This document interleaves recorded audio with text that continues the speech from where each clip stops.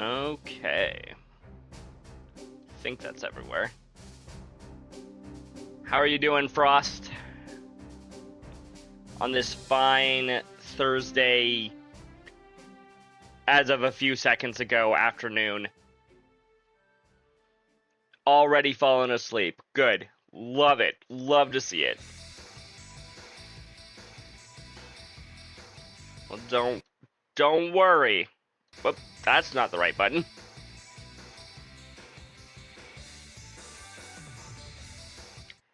I just meant to mute Spotify, not my entire audio source.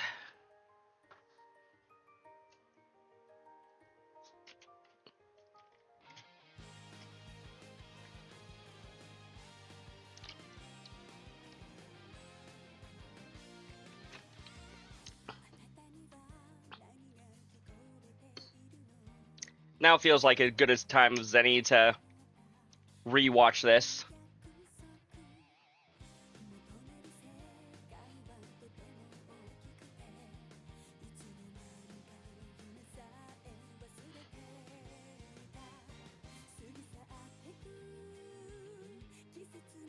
Even at the beginning, they were telling us that that was Emma's cat. Even though Emma insists that it isn't.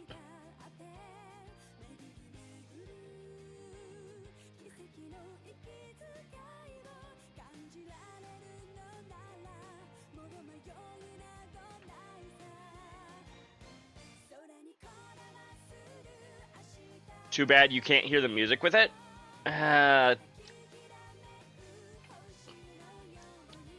Guess I can if I turn the volume way up.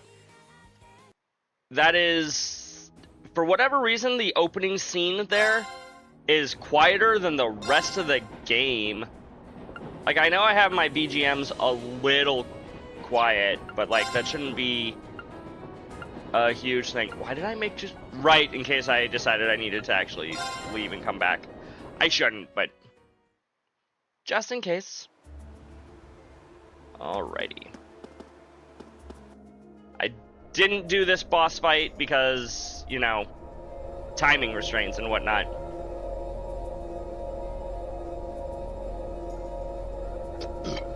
Excuse me. What is that? It looks like the orbs we've come across before. But there's some weird purple aura around it. But it's far larger. I have an uneasy feeling about it. There's a cold, pale light flickering inside of it. Man, it's huge! Okay, Julian. It's kinda pretty. I definitely sense some kind of power coming from it. Is this the source of the energy you were sensing earlier, Emma? There's no doubt about it. I suspect this orb is the cause of all the strange things going on in this castle. Probably. If we can destroy it, I'm betting everything will return to normal. All right, just leave it to me! What? What do you mean, what, Emma? Hold on, Milliam. Of course she's gonna try to use Lammy. That's like her only solution to anything in this game. Don't sweat it. Lammy's busted up tougher looking stuff than this. Can't solve a problem on her exams? Lammy, Let's come and smash help me. this orb and get out of this creepy castle already. You idiot, we have no idea what it might do. Go, go, Lammy!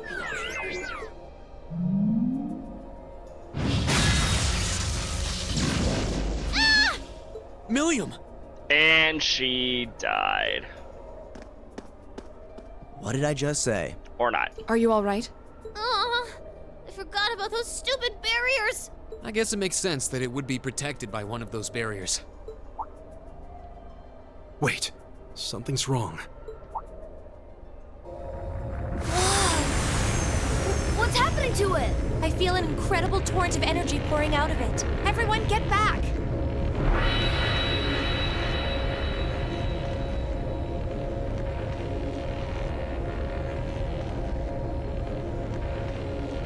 Boss time! Nosferatu, immortal king. What is that? A bone-faced fiend? No, it's immortal king Nosferatu, Milliam. Were you not paying attention? Nosferatu? How could it manifest something like that in the real world? It's on a completely different level than the foes we've encountered so far. Julian, Carno, get behind us! Smart There's boys. no way we can afford to lose. Not here. Let's give it everything we've got. Right. Oh, that one looks tough. This'll be fun. Go! If you say so, Milliam. All Let's right, open her let's up with a do buff. this. Understood. Hi, Captain.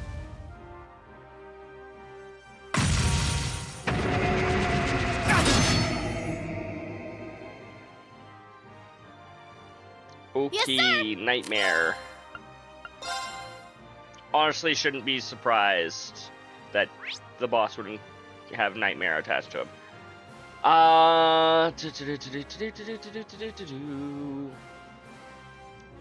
Susceptible to mute, but I'm guessing he doesn't cast too many actual arts. Blow him away!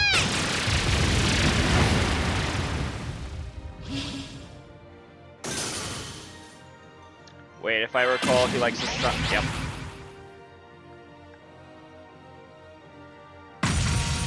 He sure does like to just summon allies, doesn't he? Go!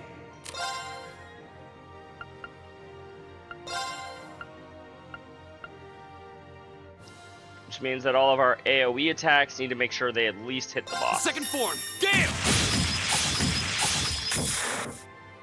Or we can just miss. Missing is an option as well.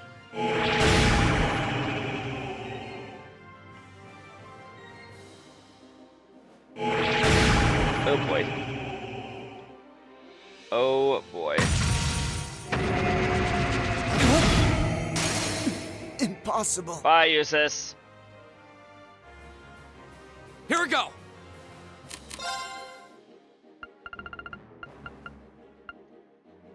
I mean, that is what we got the Celestial Bombs for. Huh! I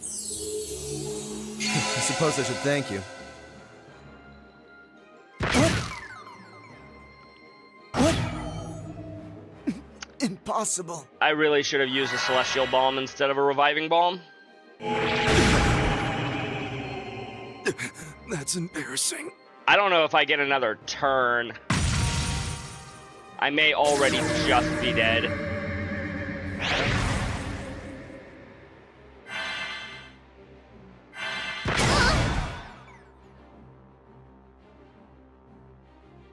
Yep, nope, I'm dead.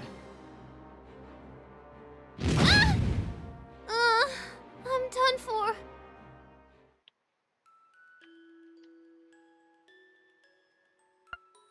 Well, definitely glad I didn't try to do this last night.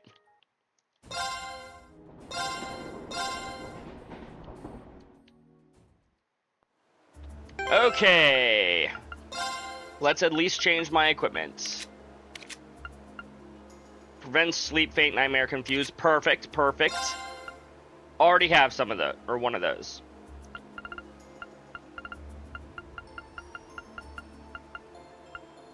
Ooh, I have more evergreens? I will gladly give one to everybody so that way they can all be immune to the status effects of this boss. Beautiful.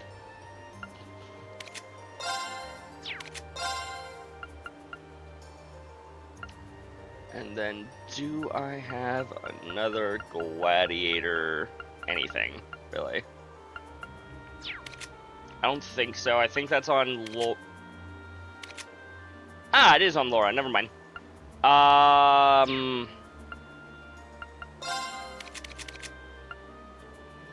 Area XL, area medium, area large, attack all, sweet. Okay.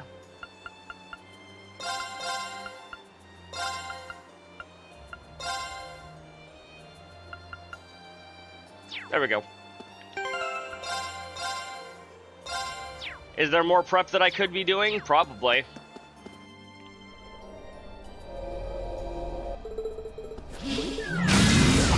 I do wish at this point that the game would just let me completely skip the cutscene, This one but looks I'll dangerous. accept Be it. careful. My turn!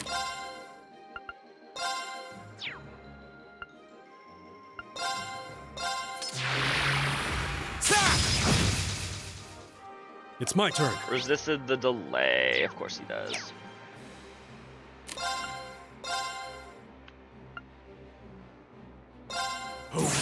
There we go.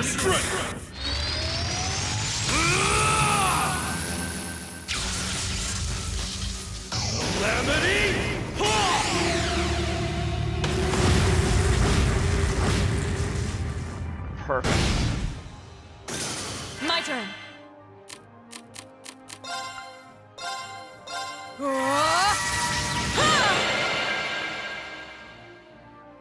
It's my turn.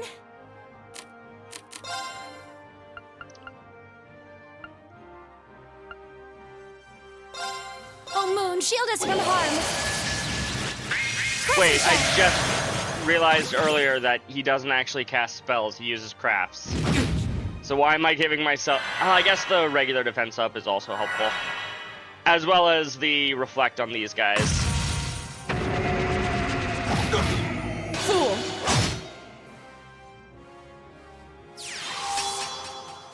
I brought in 2 people that don't have evergreens. What the heck is wrong with me? Oh well, these will... 3 of these will be reflected. Ouch! Bye, Emma.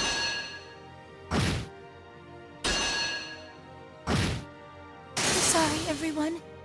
Of course. Overkill indeed. All right.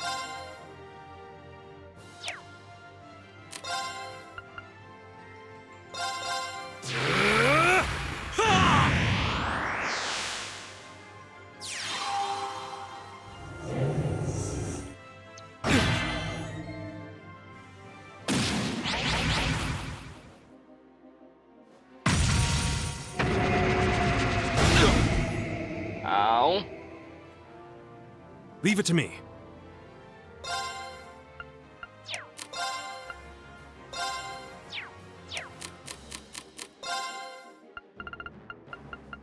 think I'm more interested in curing the nightmare than I am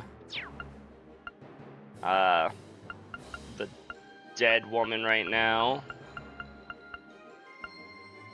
Cure sleep and nightmare. Here you go, Laura. Delicious.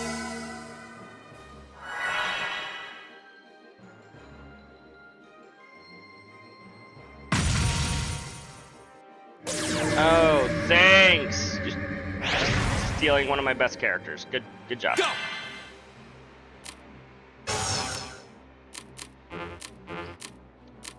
Might as well.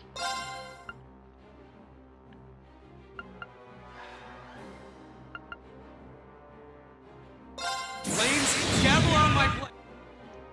This should break her free. I hope this... Yes. It did break her free. And now we can hit him while also disrupting the arts. Radiant blade dance.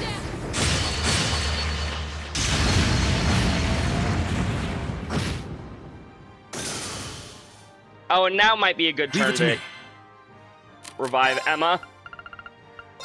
Right before the boss is dead. Take this. Thank you very much.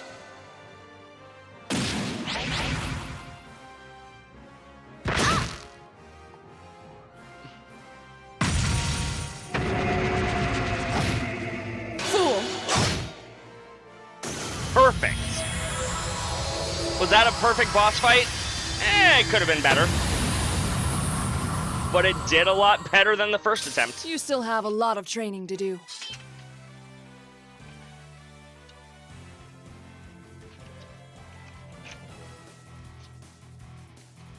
If only Black Rose were here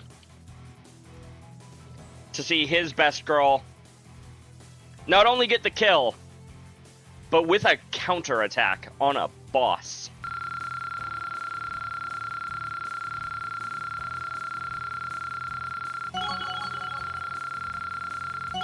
So satisfying to watch all these bars fill up.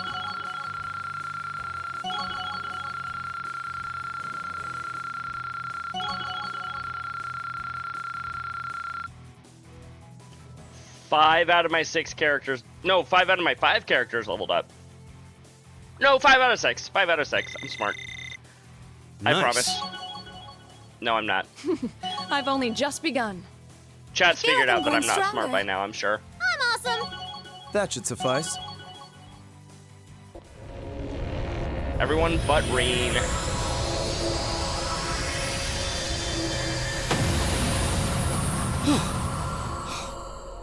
Did we win?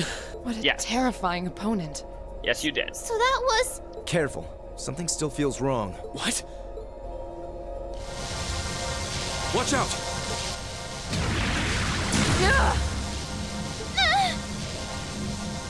Okay, apparently the kids are immune. Good to know. How could I have been so careless? I had no idea it had this much power left. The evil orb has a soft spot for children. Laura! Are you okay? But also recognizes Lammy as alive and needs to capture that thing's soul as well. Okay. This is bad! You think so, Milliam? Even Lammy can't move! Looks like I've got no choice. Excuse me. Reen, no! If you're not careful, you'll be drawn into it. What are you?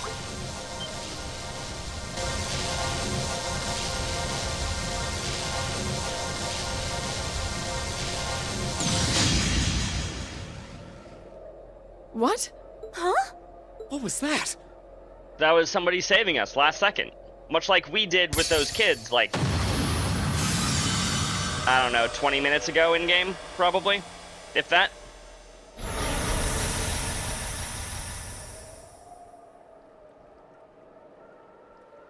Hello. I know a lot of people like her. Ugh.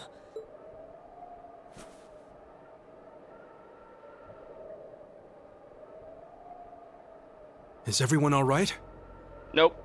We're all dead. I'm fine. That was really bright. What just happened? I have no idea. It all happened so quickly. I heard the sound of something piercing through the air. Yeah, right through that orb, too. It looked like a lance, but how could someone hurl something that large with that much force? A lance? Yeah, and whoever threw it was standing right up there until just a moment ago. It was a golden-haired woman, shrouded by a strange light.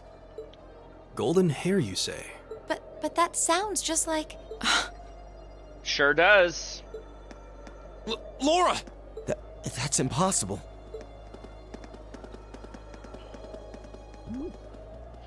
What's everyone all excited about? Hey, wait for me! They're not gonna wait for you, Milliam.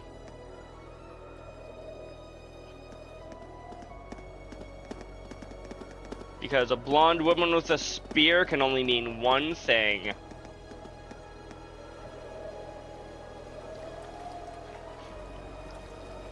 There's no one here. Not that I honestly expected there would be. That pale glow surrounding the castle seems to have disappeared, too. Is that because the orb was destroyed? But that would mean the lance that destroyed it. The Lance Maiden. The Lance Maiden. Arian Rod. Seafrost, I remember some things from the previous games. I thought it might have been her, but it seems like it was the Steel Maiden. Still, we really are out of time.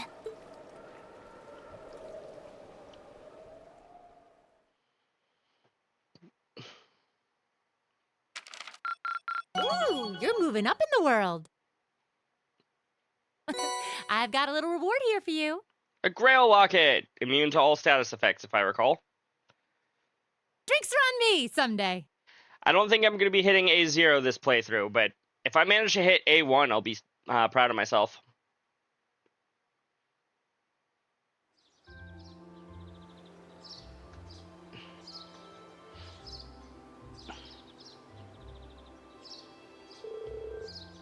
Thank you all. Thank you for all you've done for us during our stay, Klaus. Please have a safe journey, everyone. I apologize for not being more of service to you during your long-awaited return home, my lady. With all that happened yesterday, you hardly had any time to relax and enjoy your visits. I mean, that's what a field study is all about, is we never relax, we're always working. On the contrary, I had ample time to enjoy soaking in the atmosphere of the home. And thanks to that wonderful, nutritious dinner after we returned from the castle so tired, I was able to sleep well, too. Indeed. For all that happened, I feel surprisingly well rested today. I'm just glad that the children were alright. Heh. It sounds like they got a real earful from their families, though. They deserved every minute. So just what was it we witnessed yesterday? Yeah, I'm still mulling over where that lance that saved our skins last night could have come from. I only know what you've told me, I'm afraid. There's not a doubt in my mind that it was Saint Sandlot. She must have sensed our peril confronting that strange scepter and chose to lend us a helping hand. Well, honestly, I can't think of an explanation that sounds any more plausible than that. Considering the situation, it almost had to be... it's almost hard to believe it could have been anything else. Well, that's certainly true. It feels like everything that happened last night was some grand dream. I think that of all of us, you have perhaps the least right to say that. Actually, one of the accounts of Saint Sandlot's death places it right around this time of year. So it's almost the anniversary, and last night was a full moon. So it doesn't seem all that implausible that her spirit can manifest itself somewhere like the castle. I've heard that account of Saint Sandlot's death before. Hold on a minute. Even if all that stuff about Saint Sandlot is true, that doesn't explain all the weird things you did yesterday. Well, I learned a lot about curses from my grandmother growing up. And working with barriers isn't all that difficult if you put your mind to it. Really? Well, I suppose I'll take your word for it. I'm not sure I can stay the same. I'll be sure to inform the Viscount of all that transpired here. In the meantime, you should be heading off toward the next location you're to visit for your field study. I hope your journey is a safe and pleasant one. Thank you. Take care, Klaus. And give my regards to Father. The same to you, my lady. You also give my regards to my father. The one that's been dead for like 30 years? Yep, that one. Oh. I hope we shall all have the opportunity to meet again. As do I. I'd enjoy the opportunity to test my own swordsmanship against you in the future. I wish you all the best. We still have some time left before the train comes, so we can tell everyone goodbye as we make our way to the station. That sounds good. Let's be off then. Crossbow would have been done so quick if Emma had been there. Barriers ain't shit. True, she just dispelled all the barriers.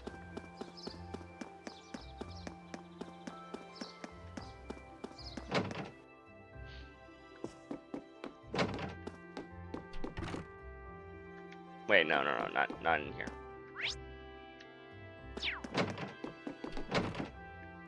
I'm looking for our little maid friend Chloe one last time. There she is. Lady Laura! The three of us made a lunch for you, so please take it. Hey! Just talking to these guys give me some free items. Thank you. I'm sure it'll be delicious. We hope you'll enjoy it. Oh, and we packed enough for your lady friends, too. Wait, what about us? You did muster up an admirable performance yesterday, I suppose. But don't forget, we won't forgive you if you get too close to Lady Laura.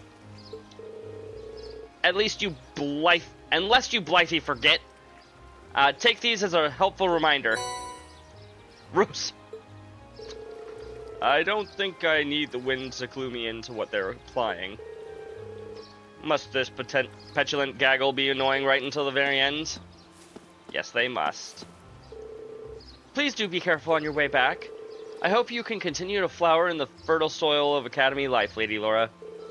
Do come back and visit Legram again soon. Why's it gotta be Right. fertile, huh?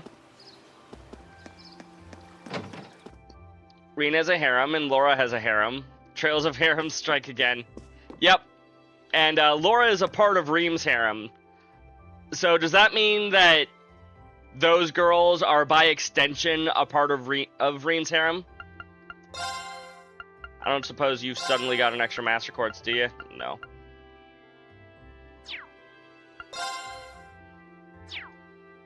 I got that wrong?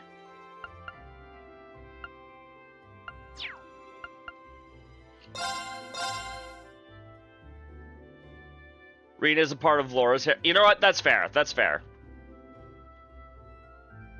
Like, they're a part of each other's harems. She's obviously the dominant relationship. True. Very true.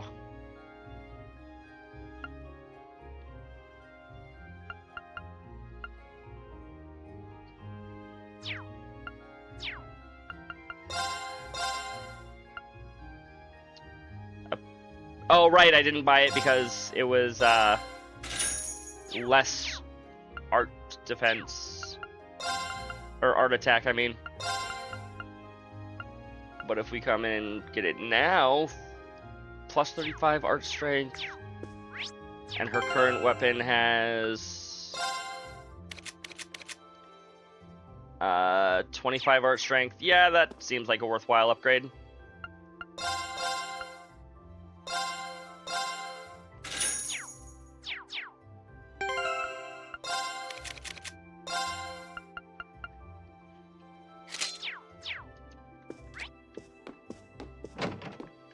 Laura is 110% the dom in any relationship she's in. I'm really in your debt for saving Carno last night. I told him it was dangerous, but he just wouldn't listen. Come on, Mom, I'm fine now. Don't you realize how much I've worried about you? I know, so just stop crying, okay? Puppy! Catch you later, doggy! Woof woof! Puppy. Be careful on your way back, everyone. I'm still not really sure what happened back at the castle, but maybe it was Adios telling us not to misbehave anymore. Dad really let me have it when I got home, too, so I'll be careful from now on.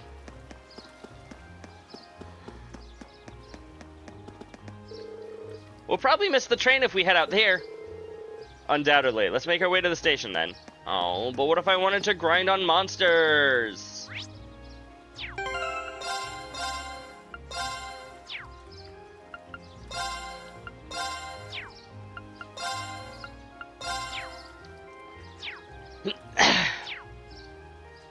While we're waiting for the gross, don't grind on something without consent. God. Listen here, Frost. Now that we're done with the box and we have a little bit of extra time, I think it's time to read a book. But I've got my eye on you. Two people ran through the streets of Heimdall down cobblestones dewed with moonlight. In the lead was Rose, her navy blue coat flapping in the wind like the wings of a hawk as she pursued their foe. Just behind her, and shocked by her speed, was Alphonse, head whipping left and right as he searched for Luca. There had been no signs of her on the short path between the tavern and the grocery store where she had apparently been sent. When Rose had sensed the ominous presence of the vampire outside the tavern, she immediately set about following it. Alphonse didn't know what kind of trail she had picked up, but she flew down streets and narrowed paths without hesitation, as if following a puppet's strings back to its master. To find his friend, they now followed the vampire, spurred by that terrible certainty that the two were connected. Eek! The sound of the piercing shriek filled the air, sending a chill up Alphonse's spine and freezing him on the spot. There's no mistaking its owner. It was Luca's voice. Luca! Alphonse cried. Where are you? The sense is coming from this way, Rose called before rushing down a narrow alleyway. Alphonse followed, stumbling over his own feet in his desperate attempt to keep up with her. He could barely breathe from running so much, but he ignored the tightness in his chest and sped on. Kicking aside boxes and garbage piled here and there on the pathway, he eventually reached the other side of the alleyway and emerged into the neighboring street. In it stood someone, or something. It was draped in a black overcoat, the upper half of its head wrapped in a large cloth. Not even in its eyes were visible. The only part of the body that remained uncovered was the bottom half of its face. A deathly pale expanse of flesh with a twisted smile at its center. At first glance, it almost seemed human. Alphonse was not fooled. This is it, he thought. This is the vampire. It was then that he realized the black-clad figure was holding something in its arms. Luca. Just as that realization hit, the vampire's rictus of a grin yawned wide as it opened its jaws. Alphonse caught a fleeting glimpse of beast-like fangs, too long, too sharp to be human. Seeing them, Alphonse instantly recalled the bite marks on the murder victim's neck. As he watched, horrified, those needle-like teeth descended towards Luca's throat. Luca, it's time for some Blitzball. No, this is the inventor, Luca! From Chrono Trigger. Obviously. Rose was the first to act. In a movement so fast he could barely track it, she withdrew several thin objects from inside her cloak and threw them at the vampire. Alphonse remembered her showing him them as part of her vampire hunting kit. The knives flashed in the moonlight as they sped towards the creature. As it was about to sink its fangs into Luca, the vampire turned toward them, dodging the knives just in time. Luca fell to the ground and the vampire jumped high into the air, descending just behind Alphonse. It happened so fast that Alphonse was still staring at the spot the vampire had been when it landed silently behind him. The creature that was terrorizing Heimdall, the murderer of countless women, the thing that attacked Luca. It was so close. Anger overrode fear. Alphonse clasped the hilt of his military saber and drew it. He spun around, slashing horizontally across the vampire's chest. The blade made contact. The vampire laughed. Alphonse watched, transfixed, as the wound on the creature's chest healed. The next instant, the vampire punched its right fist out towards the pit of Alphonse's stomach at terrible speed. Gah! The impact was so great that it forced him back, expelling all of the air from his lungs. And while he was able to protect his vital organs, he had still suffered the full brunt of the blow. He doubled over in agony. "Get down!" Rosa cried out from behind him, with no choice but to obey her as best he could. He let himself fall limply to the ground. As he did, the stir of air rose from lightning. The stir of air rose from Rose's. The stir of air from Rose's lightning-fast rapier thrust ruffled his hair as it passed. The vampire didn't laugh this time. Perhaps sensing danger from the rapier's silver radiance, it threw up its left arm in defense. The blade pierced flesh, and Rose followed through with her strike, skewering a limb right through to the other side. The tip stopped just before reaching the creature's chest. While smoke poured from the wound, unlike Alphonse's earlier attack, it seemed Rose had actually been able to damage it. Rose tried to move the sword, but it was stuck fast. The vampire smiled again. "Heh. So you must be the vampire hunter responsible for sealing those ghouls." She ignored him and tried to hit the sword again. "I'd heard that many of my brethren had fallen at the hands of a vampire hunter," he continued in a low, sibilant voice. "But I certainly did not expect the hunter in question to be a mere girl." Rose gave a derisive laugh. "Brethren? I think you will find that word is meant for humans, not beasts like your kind." The vampire hissed and bared her teeth, and she bared her teeth at it, as they both fought for control of the sword. Rose tried pushing forward, urging the blade on, while the vampire kept the muscles of its forearm as rigid as steel to thwart her movement. Still lying on the ground, Alphonse gathered just enough strength to begin crawling his way towards Luca's side. When he reached her, a quick check lessened the mad pounding of his heart. She was unconscious, but otherwise unharmed. Relief washed over him. Rose's voice brought Alphonse back to the situation at hand. She and the vampire were still locked together, each refusing to yield. "If we were to stay like this until morning, your power would be sure to weaken significantly. I would be happy to spend the night with you until then if you wish," she suggested to it. It made an unsettling sound somewhere between a snort and a laugh. "I'm afraid I will have to refuse your kind proposal, my beautiful lady." Not least because, thanks to you and your pitiful human friend, my evening meal has been rather spoiled.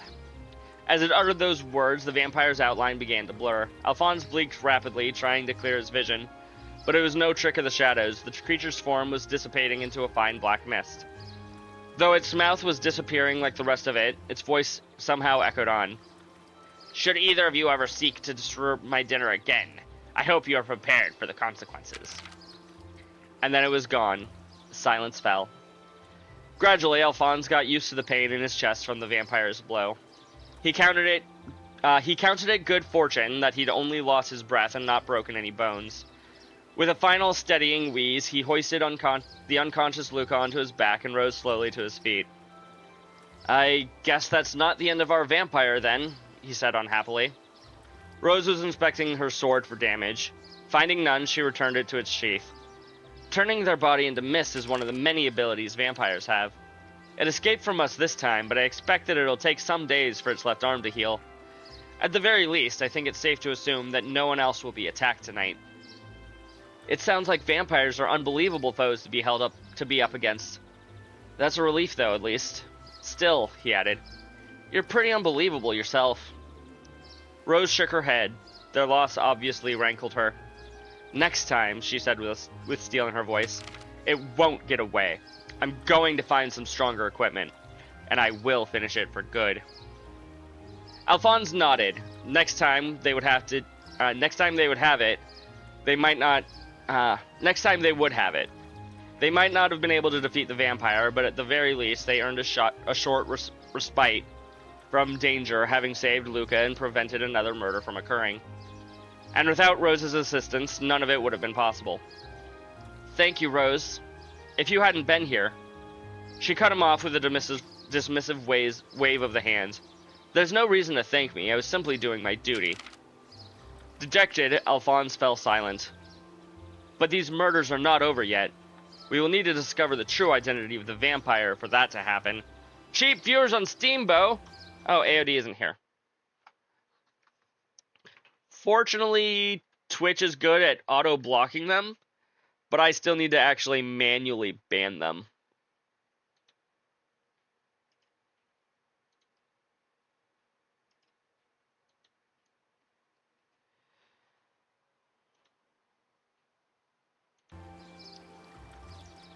Hold on. But these murders are not over yet. We will need to discover the true identity of the vampire for that to happen. Yeah, he said at length. You're right. Either way, should we go and investigate another crime scene tomorrow like we had discussed earlier? Indeed. Farewell for now. And with that, she left. She didn't even wait for Alphonse's response. A fact that left him feeling even more downhearted considering all they had been through that night. Afterwards, Alphonse took Luca to her home. As he walked, she finally woke up. Finding herself on his back, she flushed and stammered away through his questions. She remembered nothing of what had happened to her, it seemed. Unable to tell her the truth, Alphonse simply said that he had found her collapsed outside. It was probably just fatigue from work, he told her. Thankfully, she seemed convinced. All the while, as he tried to feign cheerfulness, to put her at ease, his mind was still focused on the battle earlier. He hadn't stood a chance against the vampire. He had even forgotten the silver short sword that Rose had given him. In the heat of the battle, he had simply fallen back on his military training and used a saber, for all the good that had done. While he had at least been able to avoid getting in Rose's way, he felt ashamed as an imperial soldier. Next time, he swore to himself, he would not let her down. He would help her bring an end to the murders once and for all. Alphonse hardened his resolve that night. Rose navigated the dark streets alone, and her mind fixated on the past. The sight of Alphonse on the ground after being struck by the vampire. The image of his friend who had almost lost her life and had been turned into a ghoul. The vision of that one cursed memory she desperately sought to forget. Am I on the verge of making the same mistake a second time? She wondered aloud. She stopped in her tracks, brow furrowed, and expression meek, and looked to where the crimson moon hung like a giant malevolent eye in the sky. Ooh. So they managed to run into the vampire. Unsuccessfully, but they did. But they did save Luca, so sorry, AOD. I know you're not here yet, but Luca didn't die. We still seem to have a little time before the next train leaves. What should we do? It might be best to just wait in the station until the train arrives. Yeah, let's wait inside. Yeah, let's go wait inside. We need to buy our tickets for the trip to Graelia Fortress, too. Hey, Eustace, wanna buy me some snacks? Buy your own food. Lively as ever, I see. Let's head in, then.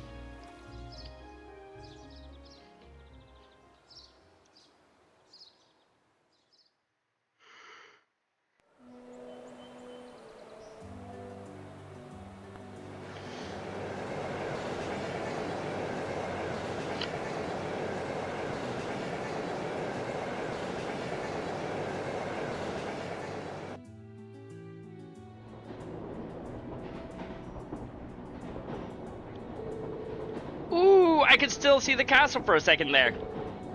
Wait, it's gone again. Well, the forest is quite dense around here.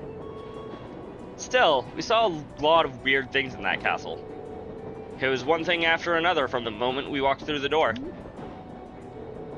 What are you looking at me for? Never mind. That was pretty great. Do you have this much fun on all your field studies?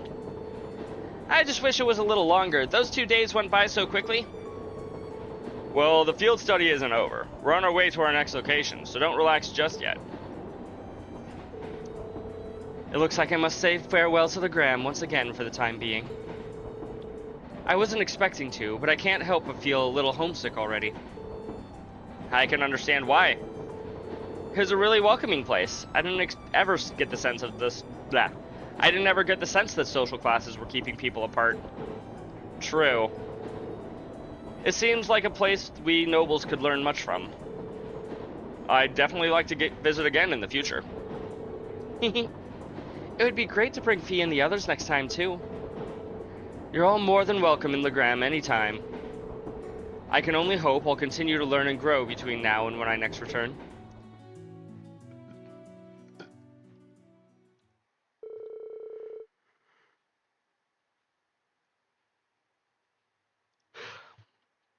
After leaving Legram, we changed trains at Brayhard Station and rode the Kreutzen main line north, heading towards Keldic.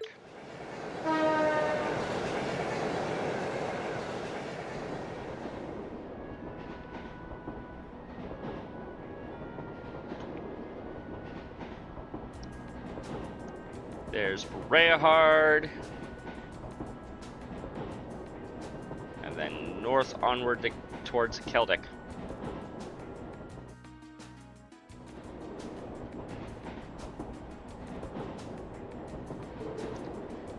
Alright, let's go over our schedule again. We're currently en route to Keldic, where we'll rendezvous with Group B. From there, we'll take the Transcontinental Railroad to the Graelia Fortress on the Empire's eastern border. Graelia Fortress is one of the Imperial Army's largest strongholds. It's sometimes referred to as the wall that protects the nation from the threat of the Calvard Republic. I've heard it's ludicrously gigantic, almost an icon of military excess. It also houses the 2 railway guns and has a military exercise ground on the premises. Weren't those the weapons that Gwyn said he regretted constructing? Yeah.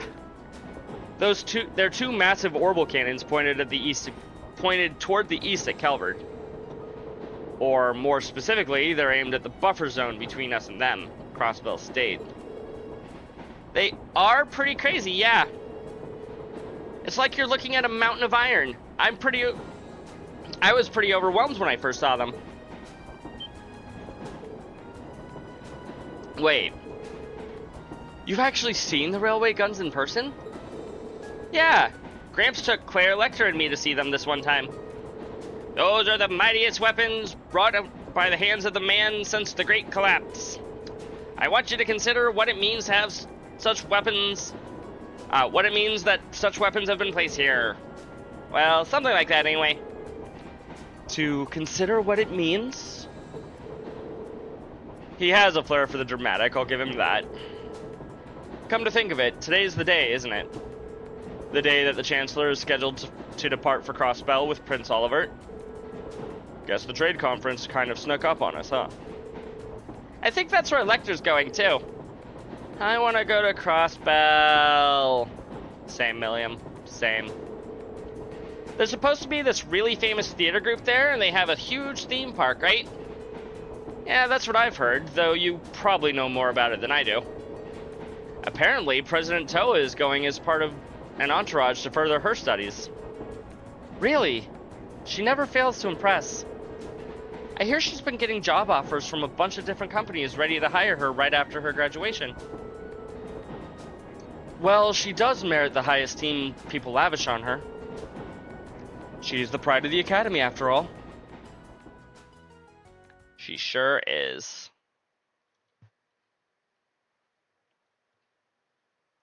9:30.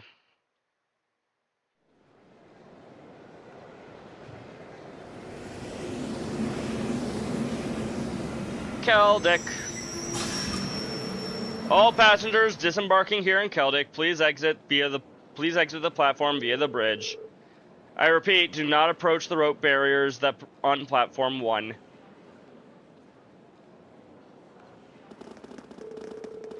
Passengers wishing to travel on the Transcontinental Railroad, please wait on platform 2.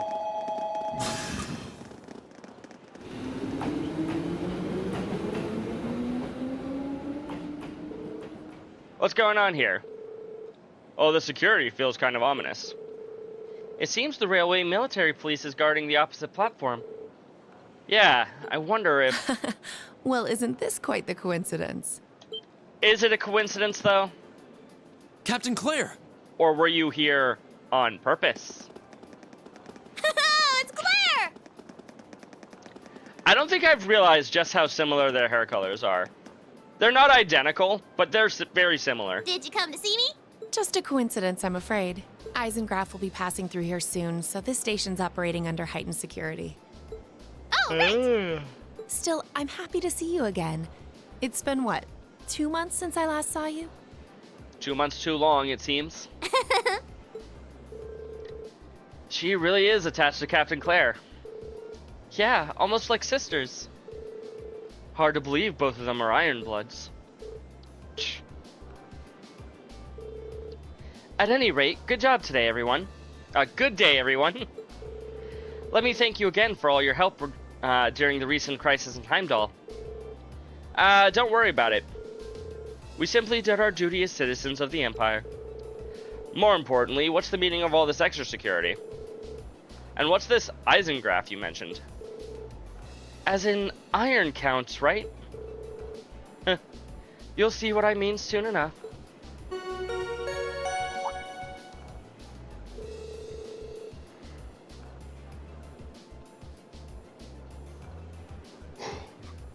A special express train will momentarily be passing by platform 1.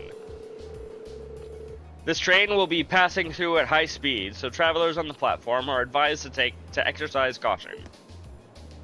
As opposed to the normal trains, which go by super slowly and you can just walk right in front of. A special express train? It couldn't be. Ah, right. Right on time.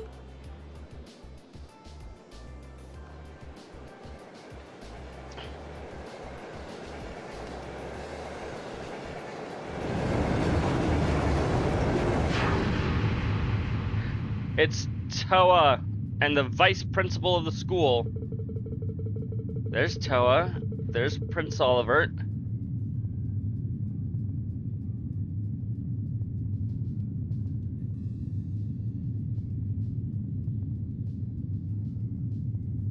And there's Chancellor Osborne.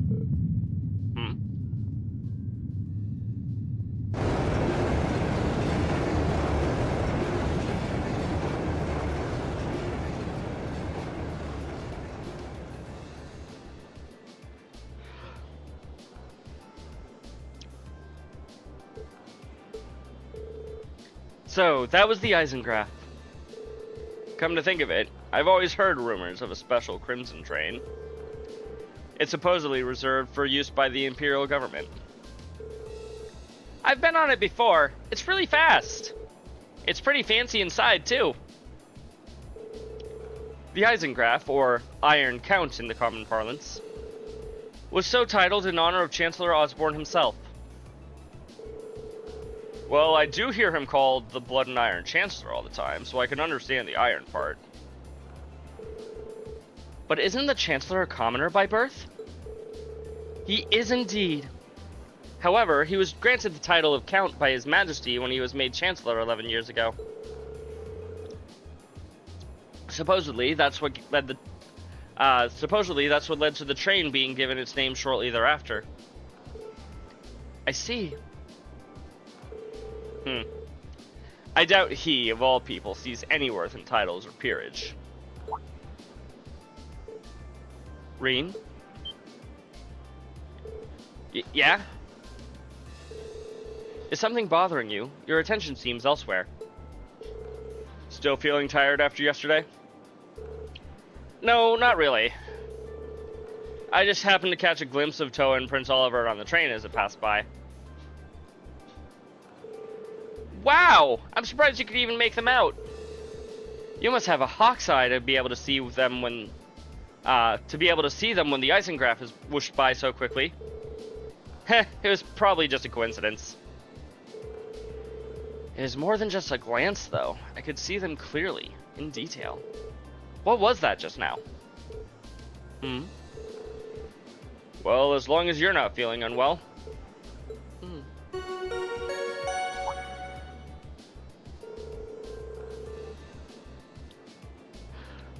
We would like to thank all passengers for their cooperations during today's security measures. Transcontinental Railway service bound for Crossbell State was now arriving on Platform 2. Here it comes. Yeah, looks like we didn't have to wait long after all.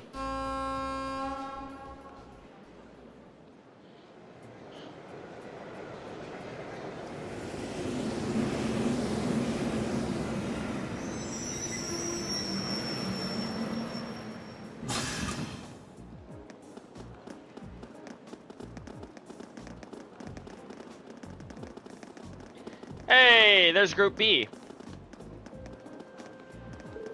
Hey, there they are. Reen, over here. Come on, we haven't got all day. We saved you some seats. Well, if you'll excuse us, Captain. See you later, Claire. Of course. Have a safe trip, everyone. Hey, there's Crow, there's Sarah. Whoa! Who's that classy-looking babe? Gah, I should have just stayed on the train.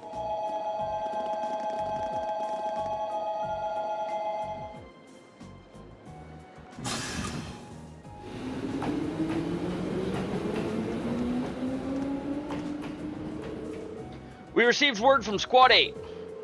No unusual moments have been detected near the Twin Dragons Bridge. We've also received words from Squad 21. They report all high-speed armored cars are in position. Understood. Remain vigilant until the Eisengraf is finished passing through. Once it reaches Crossbell City, have all squads switch to Phase D. Yes, ma'am. Are you sure the Imperial Liberation Front will show themselves? Probably not. They will.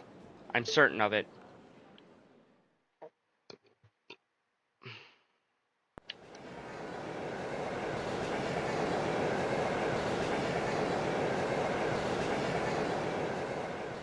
They might. They might show themselves. They might not. We don't know. There's no way for anybody to possibly tell.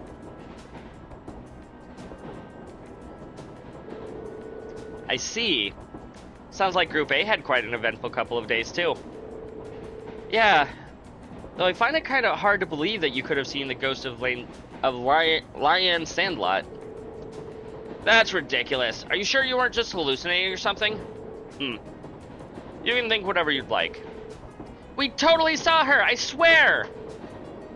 Well, ghost or not, there was definitely someone there besides us. Anyway, that's enough about ghosts and spirits for the time being. I'm more concerned about the affairs of the living, like where Toval and the Radiant Blade Master went. It sounds like Duke Carian is up to something too, and he's not someone we can afford to take lightly. We didn't run into anything like that in the Judai Special Economic Zone. Though, I guess that makes sense, seeing as it's under the direct control of the Imperial government and not a noble. I seem to recall that it was annexed 8 years ago, is that right? Yeah, the Empire stitched it on nice and neat, without so much opposition. Now, it's prospering as a special economic zone on the coast. Seems like a pretty lively place. And the revenue generated from taxes there goes directly to the Imperial government's coffers, instead of the pockets of the nobility. It's hardly a mystery why the reformists think so highly of it. Well, that aside, I'm a little concerned about the upcoming trade conference at Crossbell. Same thing goes for the Imperial Liberation Front. They've been awfully quiet since they put that show they put on last month. Now that you mention it, that does seem rather suspicious. Is that related somehow to why we're going to Gorelia Fortress? Well, it's not the main reason, but it's not entirely unrelated. I'll let you look forward to finding all about it when we get to the fortress itself.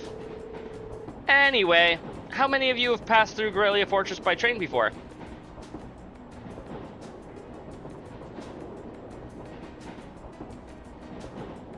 Of course, only Milliam. I see. Just us, huh? I can't wait to see everyone's first reactions. True. Why's that? Well, I've seen it in photographs at least. A camera can't really capture how ridiculous it is. Yep. It's supposed to be this macho gateway to the Empire, but it just seems like it's trying way too hard. What's that supposed to mean? The gateway to the Empire and one of the largest military bases in the country? I look forward to the chance to see it in person then. Twin Dragons Bridge.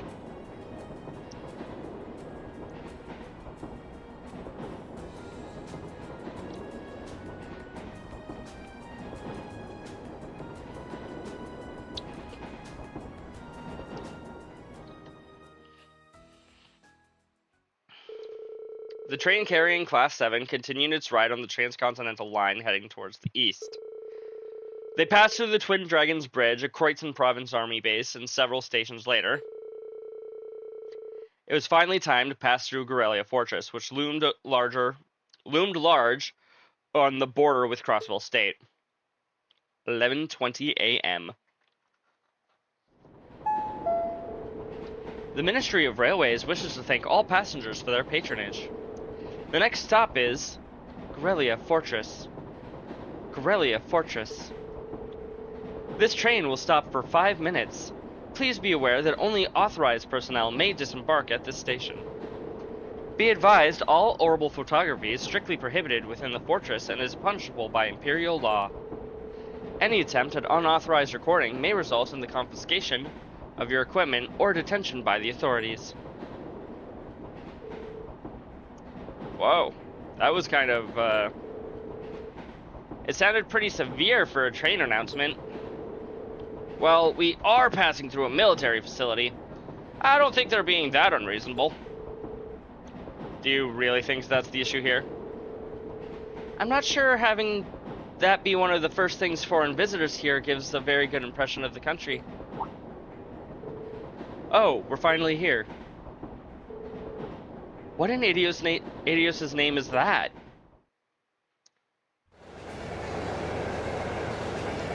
It's the fortress.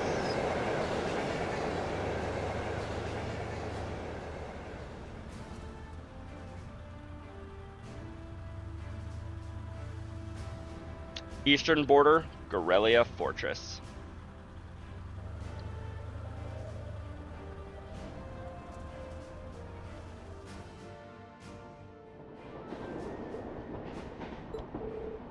The scale is just...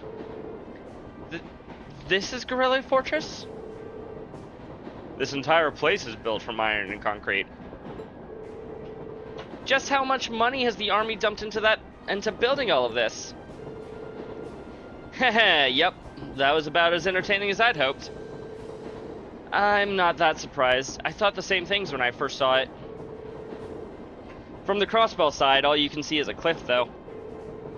Yeah, but those two railway guns still poke out through it. Hey, instructor? What did you bring us out here to show us? What else? We're here so you can see the true essence of what makes an army. What comprises the military's strength and forms its foundation. And what other place in the Empire has that on display as clearly as here? Not many places, that's for sure. Maybe some, but not very many.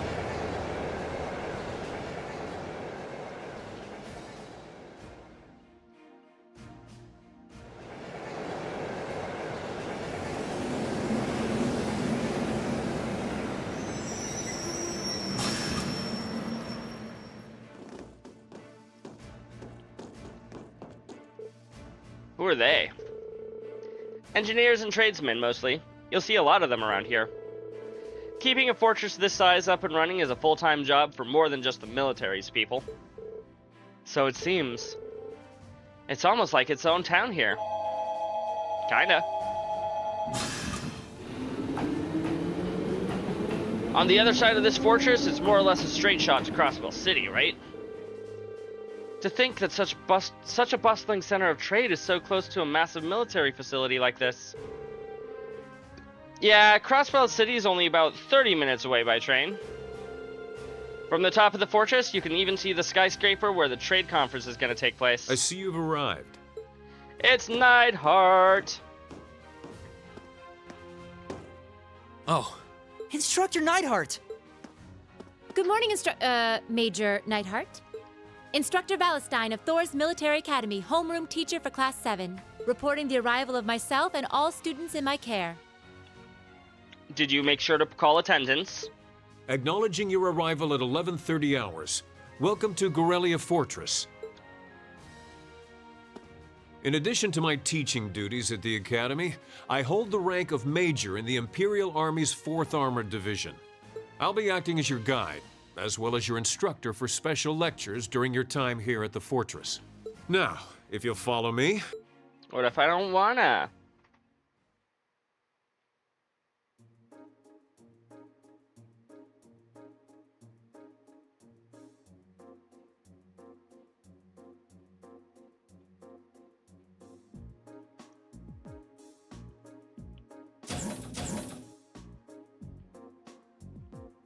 Again, they made a huge deal about the fact that the boys and girls had to share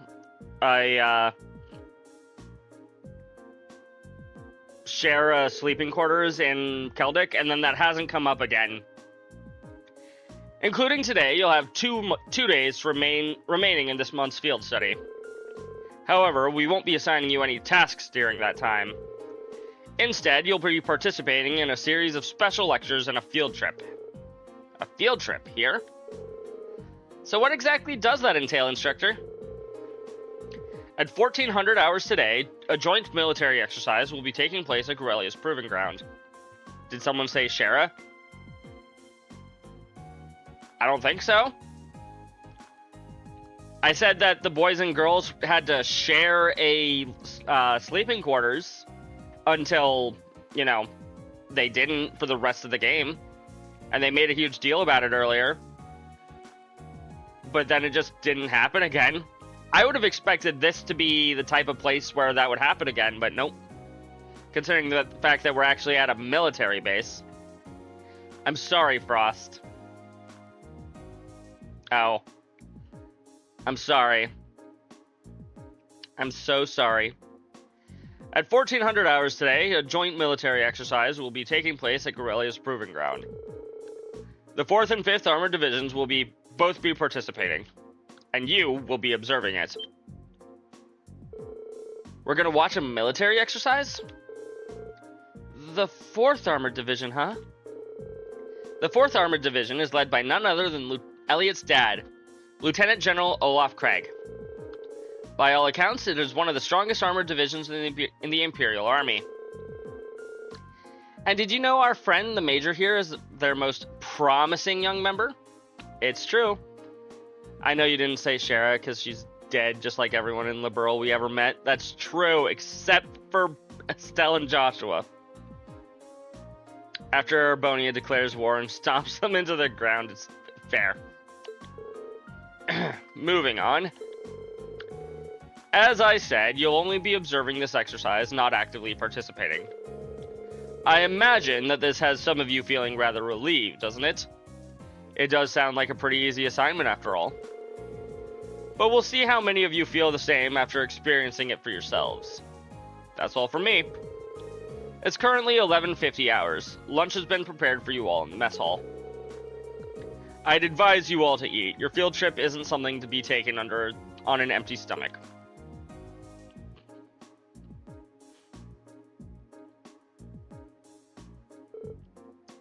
So, this food.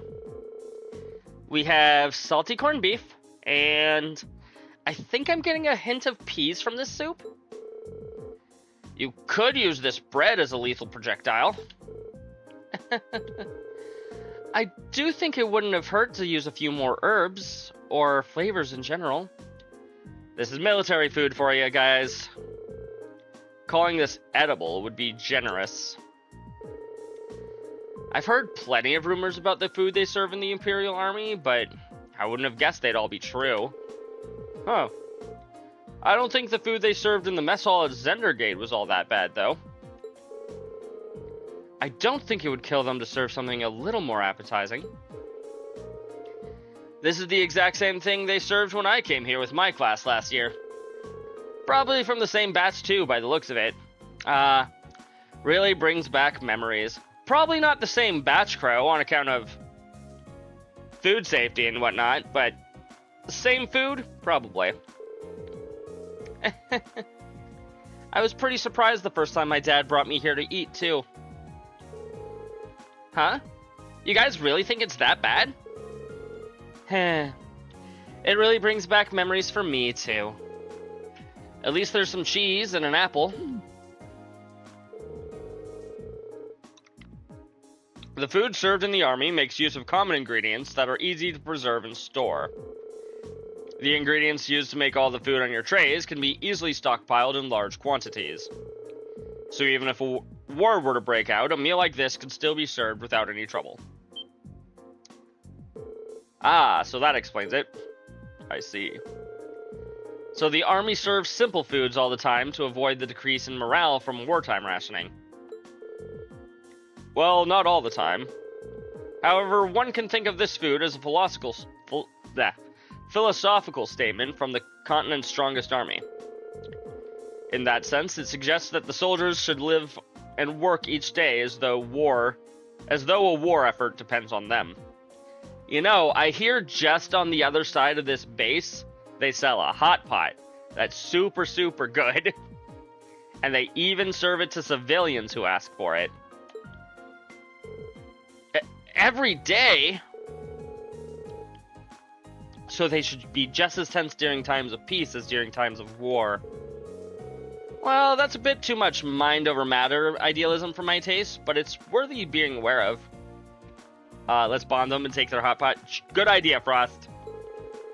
And to throw a different perspective into the mix here, the food at the provincial armies serve is actually pretty good. Good enough that you can't help but wonder how they'd cope if an actual war were to ever break out. Well, it's not like serving good food means you have a crappy army. I hear our neighbor Liberl serves up some pretty tasty food in their army. Liberl's army is fairly elite. Probably because the threat of being neighbors to the Empire keeps them tense. I feel a little conflicted hearing you say that. Well, these things are all about finding a good balance. Variety is the spice of life, you know. If you eat nothing but dull, bland food all the time, you know what they say. You are what you eat. I could do with fewer of your pity remarks in my diet, Instructor Valistane.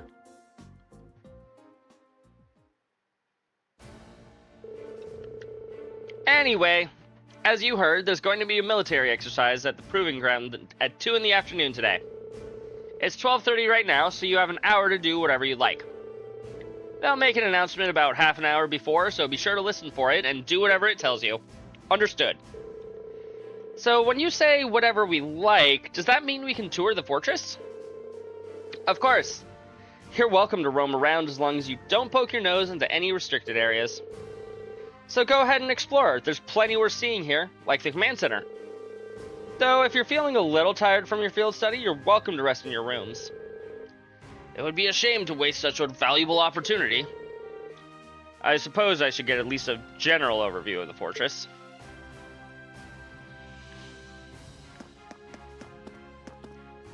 Hey, I can shop here even. Can I buy better food than what you were just selling us? No. Cure sleep and nightmare, though.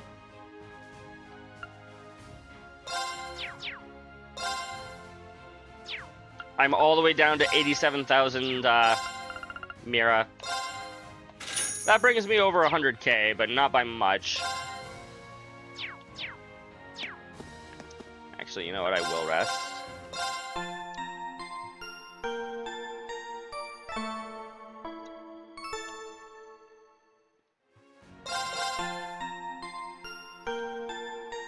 I still wish I could just spend 200 and do it all at once, but okay.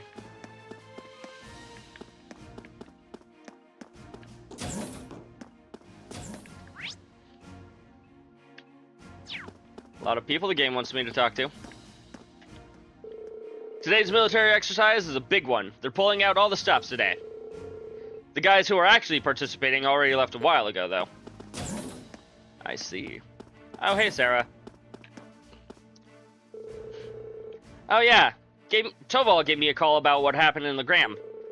So, you had a mechanical monster show up outside the city limits. Yeah, Toval looked pretty concerned when we first mentioned it to him, too. Do you know anything about them? Well, I'm no stranger to the group that makes them. They go by the name Ouroboros. Man, when I first played this game, I had no idea what the heck this meant. It didn't really stick with me at all. They're a secret society of sorts that acts in the shadows all across the continent. A secret society? We don't know how many members there are or what they're capable of. Honestly, we don't know much about them at all. What we do know is that they have access to technology more advanced than most cutting-edge research institutes, and that there have been several crises that have been threatened to shake the foundation of this entire nation-states. And those people are the people who made those monsters? If I hadn't seen it with my own eyes, I'd find it hard to swallow, but there's no denying what we saw out there. Heh. Well, you don't need to come to grips with it just yet. We call them mechanical monsters like the ones you fought archaisms. And lately, it seems like an awful lot of them have been making their way onto the black market. There's been one sighting after another these days, all over the Empire and beyond. Wow, that's heavy. Does that mean there's a chance they might be plotting something here in Erebonia? Nah. Just in your opinion, I mean. Well, that's the tricky thing about them. It doesn't necessarily mean anything at all. There have been cases where we know they put archaisms out into the wild purely to test their abilities, for example. Still, it's something to keep in the back of your mind, at least. Right. I'll be sure to let the others know, too. Meanwhile, the rest of the world calls them robots. Because they're robots. Who's in here? Hi, Emma. Oh, are you taking a rest, Emma? I did take a short walk around, but everything about this fortress is so imposing. It made me feel a little faint. Heh. I feel you there. Looking at Emma now, it's hard to believe she's the same person who almost single-handedly guided us through that castle. Reen? Nah, never mind. But there is one thing that's been bugging me lately. Ever since we arrived in Legram, I feel like just out of the corner of my eye, I catch glimpses of this small black shadow following us. But ever since we got to the fortress, I haven't seen it. Really? Maybe you were possessed by something. Possessed? Yikes, that's kind of an unsettling thought. It is, isn't it? Phew, I'm glad I told her to go back when we reached Celtic.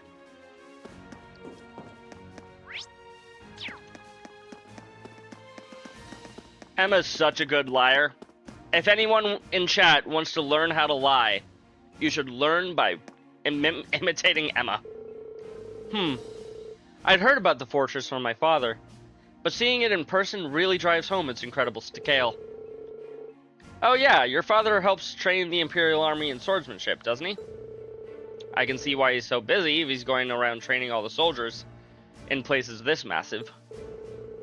Indeed, I feel like the reality of that is finally sinking in for me as well.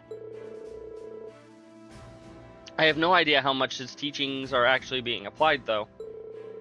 Perhaps we'll have the opportunity to find out during today's military training exercise.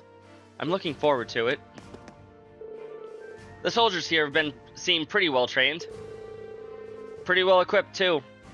Like you'd expect from the Empire's biggest fortress. We need to put in some serious prep time if you'd want to topple it. Fee? I'm not sure that's something you should say within earshot of the soldiers. Old habits die hard. I suppose they do.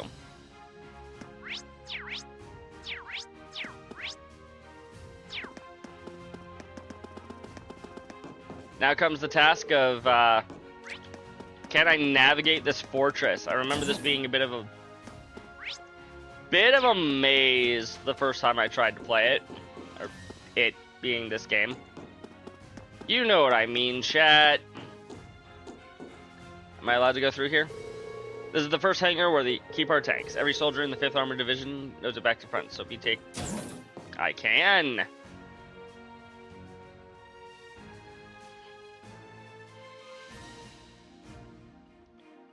Tanks.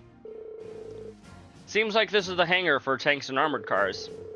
It's kind of staggering to see so many of them lined up in one place.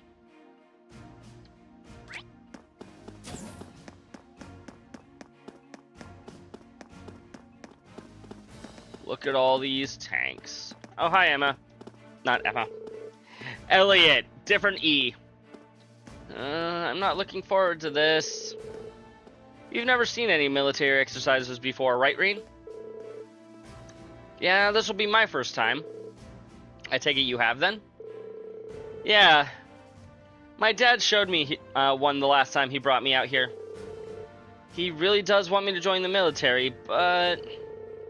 I really don't think I'll ever be suited for it the way he is. I get where you're coming from. The more I hear about his dad, the more curious I get. I'm not entirely sure how to feel seeing so many accents lined up like this. The Rhineford company makes these, don't they? Unfortunately so. I'm sure they'll be using them for this military exercise too. As far as I can tell, they'll be pitted against older automated models. That sounds pretty brutal. The older tanks wouldn't stand a chance. Well, that's kind of the point. They want to show off just how easily the Oxens can dominate them. Well, you don't get the chance to go eyes on with this stuff every day. I'll take the opportunity to see for myself just how competent they are. Ha, that's just like her. Sure is. The Oxens have some crazy firepower, but they require a lot of maintenance. They're fussy little babies if fussy little babies could fire army-freezing rounds. Yeah, that checks out.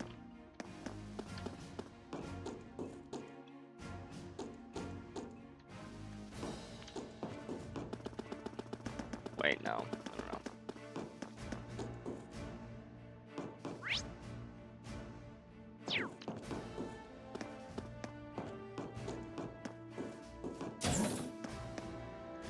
Oh, hey, we're back here.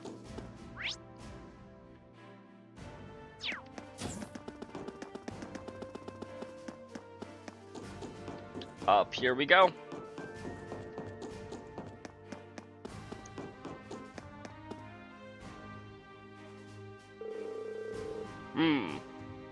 So you're the students who have come around to tour the fortress?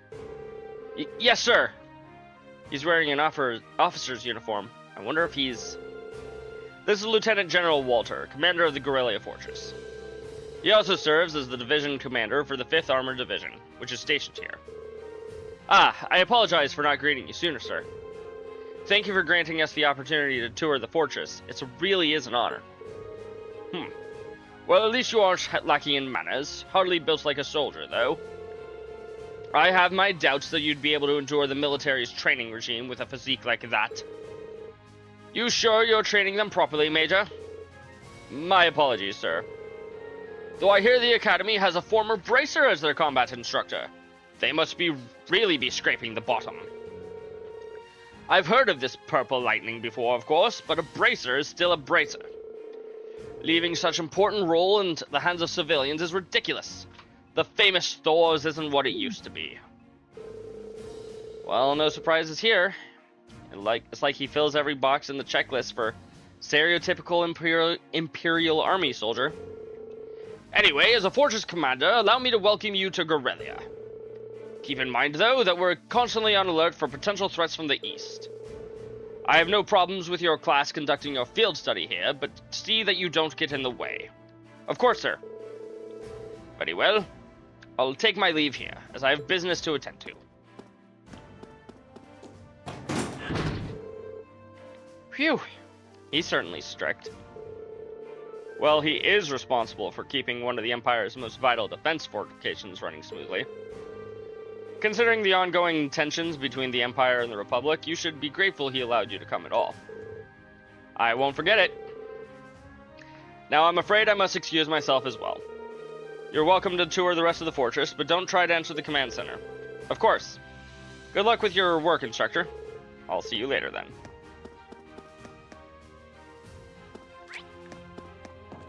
Alrighty. Let's find... If I recall, it might be up north. It's probably up north. Yeah, it's up here.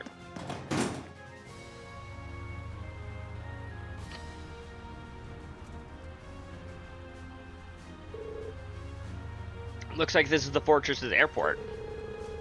There might come a day when I find myself in a military airship. I'm sure that'll never happen.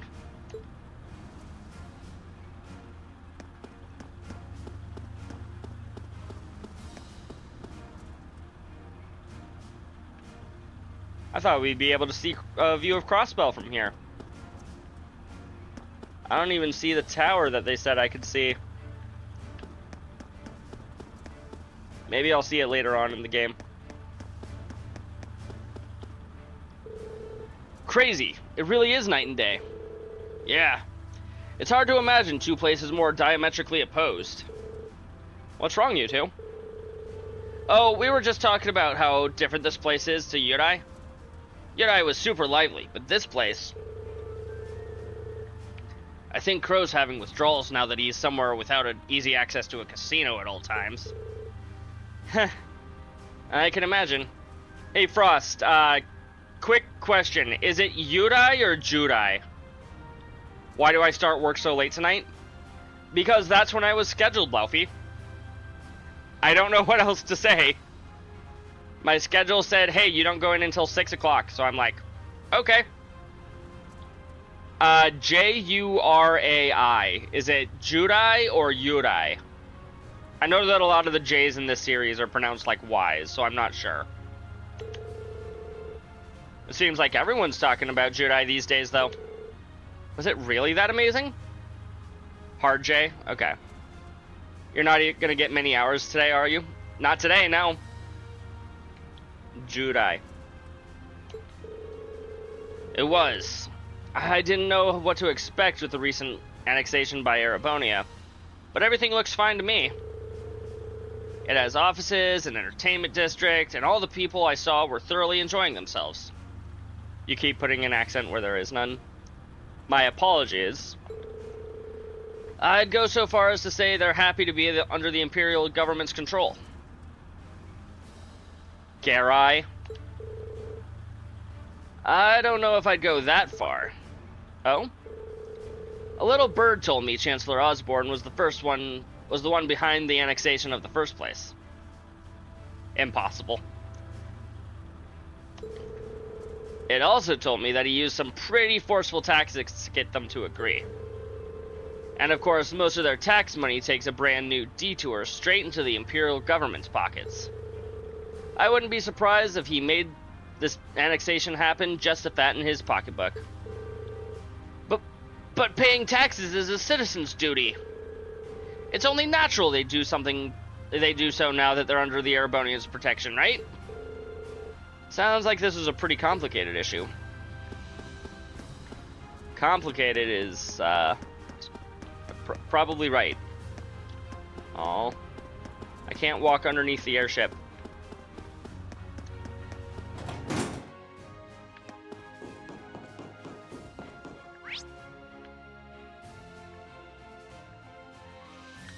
Where else do I need to go?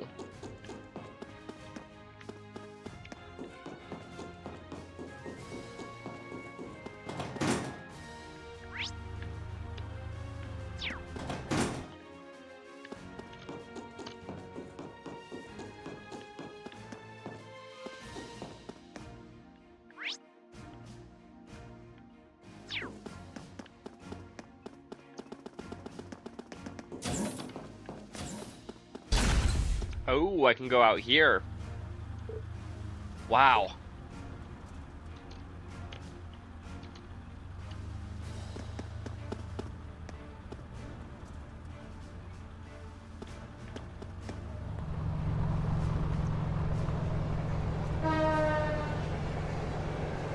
There's a train heading for probably Crossbell. I can't believe the size of this place. Oh? Given that uniform, you must be one of the students from Thor's. Feel free to take a look around all you'd like, but try to stay out of our way. We're all incredibly busy at the moment. So if you don't mind, I'd ask you to make your way over to the corridor over there instead of hanging around here. Understood. Thank you very much. Might as well head over there.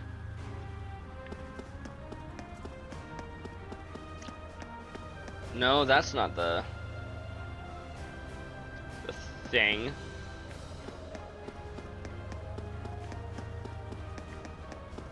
Probably won't be visible until we do that scene. Aw, I guess you can't see it from here after all. We'd be able to see it from where the railway guns are, but they'll get mad if I get too close to them. What are you up to now, Milliam? You know that huge Orcus tower where they're holding the trade conference? I'm trying to get a good view of that. Oh yeah, they mentioned it in the Imperial Chronicle and on the radio. Can you actually see it from all the way over here? That'd be incredible. Would I ever lie to you? I wish I could have gone with Gramps instead of being stuck in some stupid field study. Why'd you join Class 7 then? Speaking of which, they're going to be holding a keynote session there tomorrow. I wonder what they'll be talking about during it. Most people think it's just so they can decide on finance rules for stuff for Western Zemeria. But I think it's really going to end up being about who Crossbell belongs to. Knowing Gramps, he might even try to get Crossbell to become a part of Erebonia. Seriously? The Prince's going to be there too, so he'll probably just try to shake everyone up a bit. Unbelievable. Toa's there too, though, so here's hoping things go well. This fortress is the very definition of oversized. And that's ignoring the excessive display of military power. I imagine that the posturing is meant to show the Kreutzen provincial army that they could crush them on a whim. I forgot what this place probably means to you and your family, I suppose. While I don't agree with my father's actions, I can't say I'm comfortable with this fortress's presence either. In fact, I find it hard to believe that anyone could sleep peacefully near a fortress like this. Gaius, are you okay? I'm just kind of shocked by how different the atmosphere is here from Zendergate. Well, it's a major military base right on the border of Crossbell. I never imagined it'd be quite this big, though. This place is such a departure from Zendergate that I can hardly believe that this is the same military. Although, perhaps this is the true face of the Imperial Army. Maybe. I do believe that that is everybody. I can't go that way.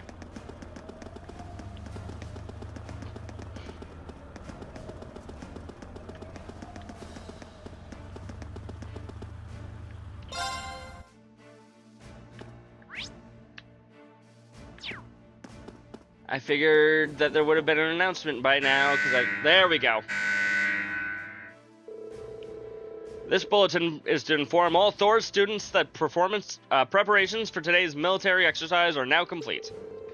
Please assemble in the hangar immediately. Your transport is standing by. I repeat. That's Instructor Neidhart.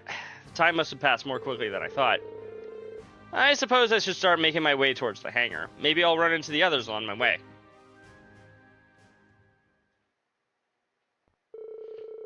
We boarded the armored cars and set off towards the proving grounds.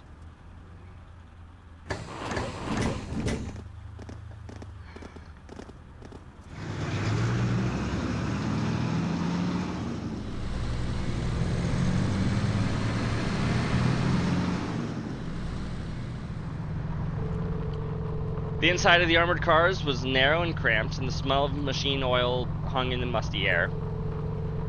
The cars shook and rattled over the uneven grounds, tumbling us around like iron coffin on wheels. Eventually, after enduring 10 minutes of jaw-rattling travel, unable to even peek outside of the scenery, we finally arrived at Guerrilla Fortress, Guerrilla Fortress's mighty proving grounds. Military proving grounds. I can read! No, I can't.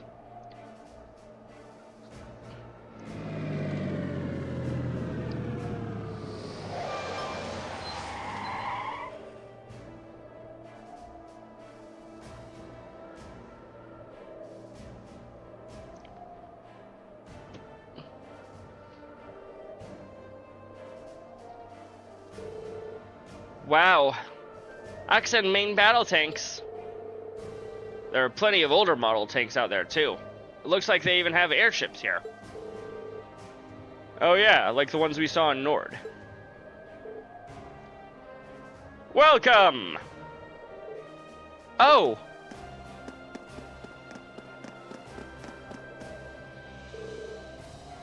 So, that's Elliot's dad.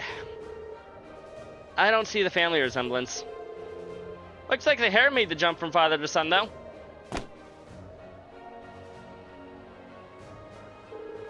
Reporting, Lieutenant General. Very good, Neidhart. And Instructor Valestein, I believe. Pleased to meet you. It's an honor to make your acquaintance, Lieutenant General Craig. Allow me to extend my deepest thanks for agreeing to cooperate with us for the exam's curriculum today. Think nothing of it. Many of those fine youngsters may one day hold positions in the Imperial Army, after all. Besides, I owe a lot to General Van Dyck. Ah, and these must be... What a piercing stare. So this is Craig the Red. Elliot, my boy! It's so good to see you again! Huh?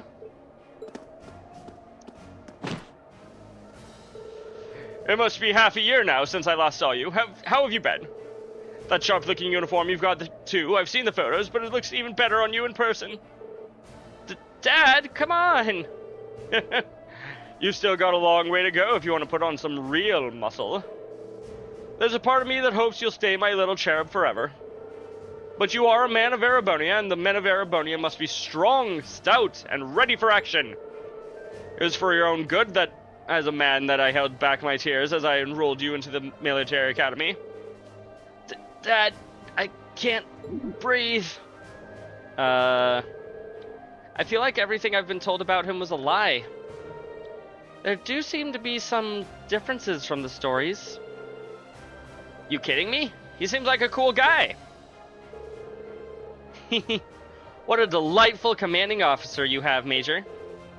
Words fail me. Dad, knock it off! I'll tell Fiona. Moving right along. Lieutenant General Olaf Craig. I'm Lieutenant General Olaf Craig, Commander of the Imperial Army's 4th Armored Division. Did you teach your son how to make omelets? Was that you? I've been entrusted with the role of overseeing today's joint military exercise. Pleased to make your acquaintance. Likewise, sir. It's a pleasure, sir. You've got a heck of a dad, Elliot. Believe me, I feel it in the bones. Now, let me give you a brief rundown of what will be happening. This exercise will consist of a simulated battle conducted by 2 of our armored divisions. Armored regiments at the formation center, infantry, armored cars, and airships will work in tandem, using their maneuverability to the fullest to obliterate the targets. As our targets today, we will be using previous model tanks that have been decommissioned from service. Autopilot functionality will allow them to evade and return fire, but they've only been armed with paint bullets. However, all other regiments taking part in today's exercise have been equipped with live ammunition. Wow, it sure does seem like one side has been given all the advantages. Literally every single one.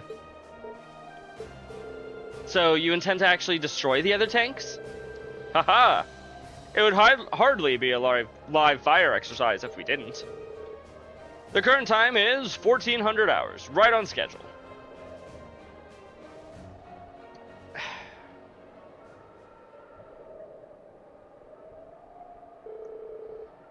We'll now begin today's joint military exercise. Armored Divisions 4 and 5 commence combat operations. Glory to the Empire and the Imperial Army. Begin! Yes, sir! 5th Army Division, Armored Regiment will advance first. Armored Car Regiment and Infantry Regiment follow their lead. 4th Armored Division, Armored Regiment and Infantry Regiment advance together. Armored Car Regiment deploy to the left and right.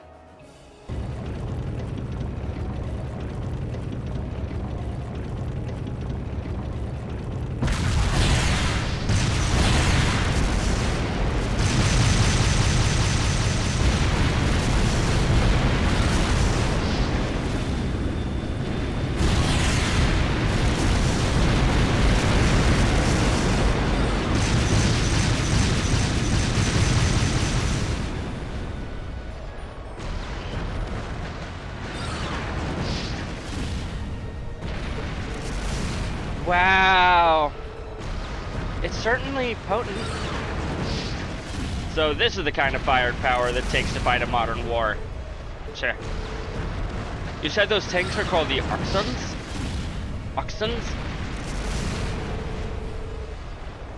Yeah. They're a type of main battle tank the Reinford Company developed 2 years ago.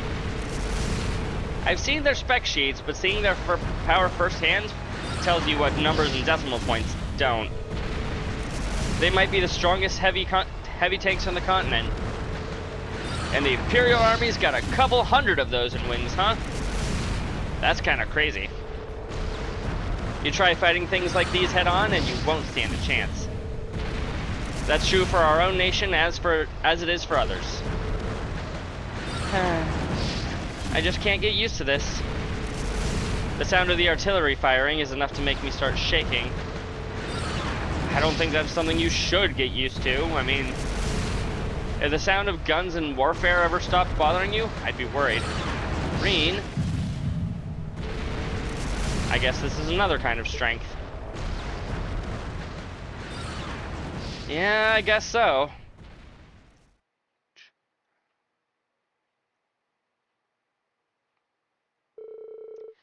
Thus, the military exercise came to an end. The 4th Armored Division, led by Lieutenant General Craig, withdrew to encampment near the fortress.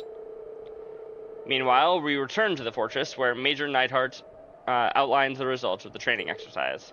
After that...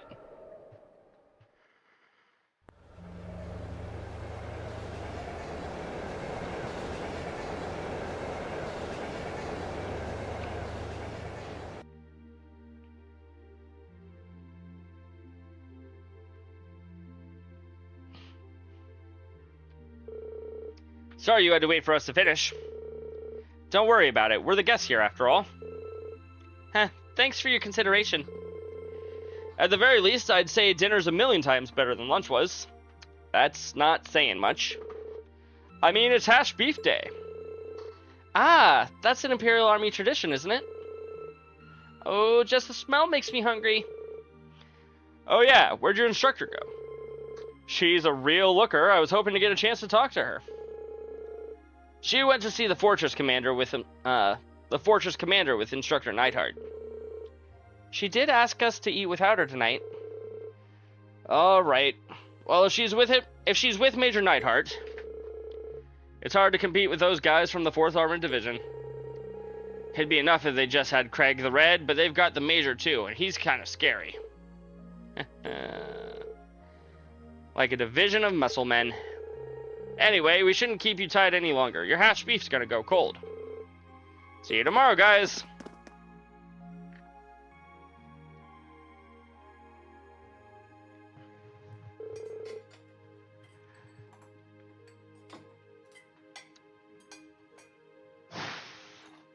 Wow.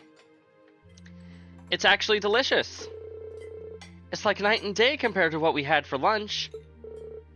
You're telling me.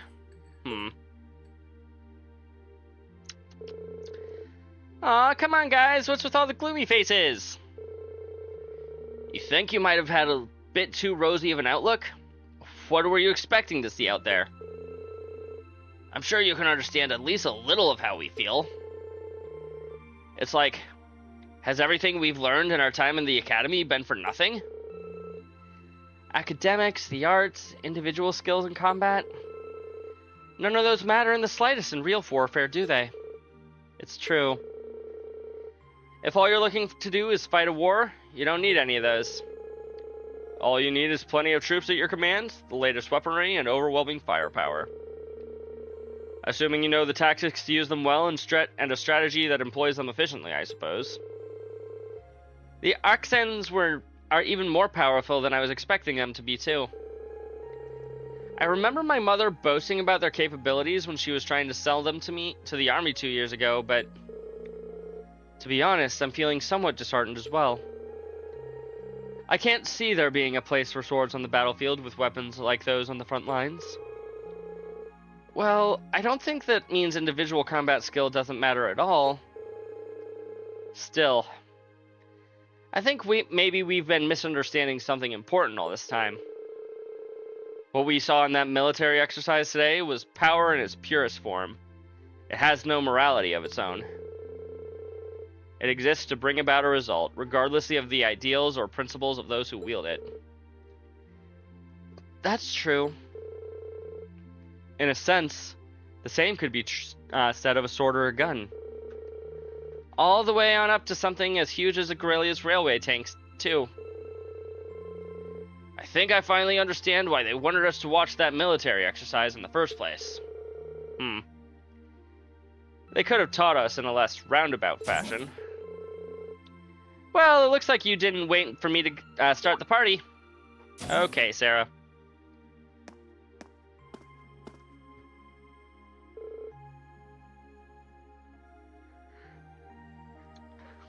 Instructor Sarah? So, you spoke with the commander? Sure did. I've got up-to-date info on the trade conference, too. As well as all the latest on the terrorists. Huh. So, there's new information about the Imperial Liberation Front? Anyway, before I get to that, let me explain what you'll be doing tomorrow. In the morning, you're scheduled to participate in the Imperial Army's physical fitness training. In the afternoon, you'll be attending a special lecture where I'll bring you up to speed on that info I just mentioned. After that, you'll be granted special permission to view the railway guns. I see. Looking forward to that. Sounds like we've got a pretty packed schedule. Well, we did bring you all the way out here, so we might as well make the most of it. Every nation possesses power in the form of a military, whether that military is large or small. Guerrilla Fortress just happens to have that power in a very striking, easy-to-understand form. As students of a military academy, you have an obligation to know the scale of the power. the Empire of Erebonia wields at present.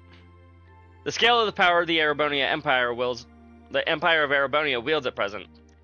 A power you might one day be in charge of yourselves. What? Anyway, even a meeting that long couldn't keep me from trying the famous hash beef rice. I've heard it's the only decent food they have around here, so I've been looking forward to this all day. We should probably finish eating. Yeah, so it's gotten a bit cold now. Maybe I'll go and ask for seconds. Oh, Eustace, if you don't want the rest of yours, can I have it? I'd sooner throw it away than give it to you.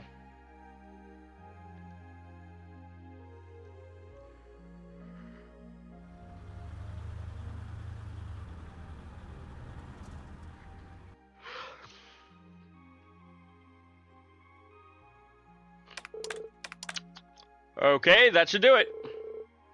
Alright, that covers today's quota. Phew. I'm looking forward to a nice long hot bath.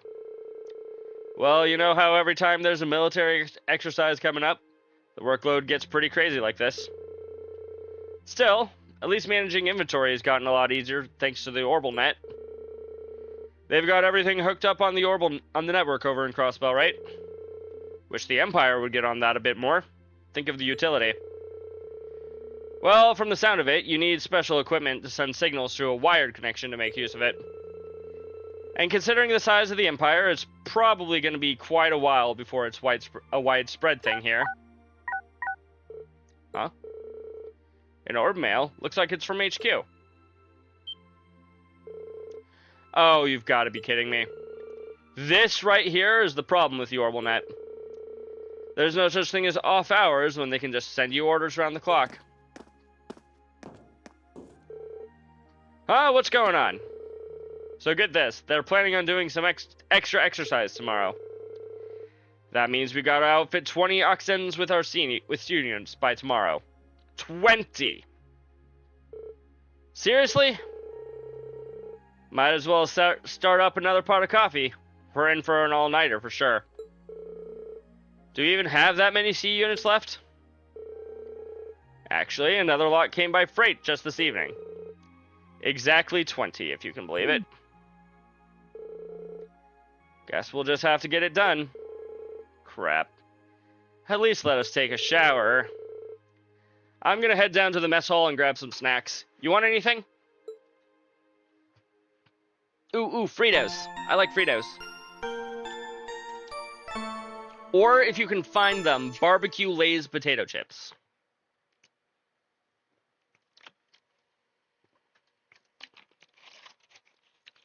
Let us save our game.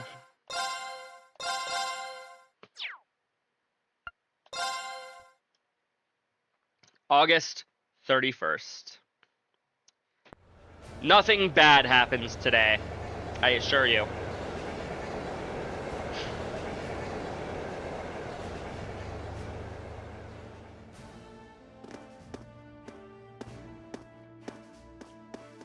Nothing at all. Gralia Fortress, Crossbell stateside. There's the oh, you bravely saw the Orcus Tower there.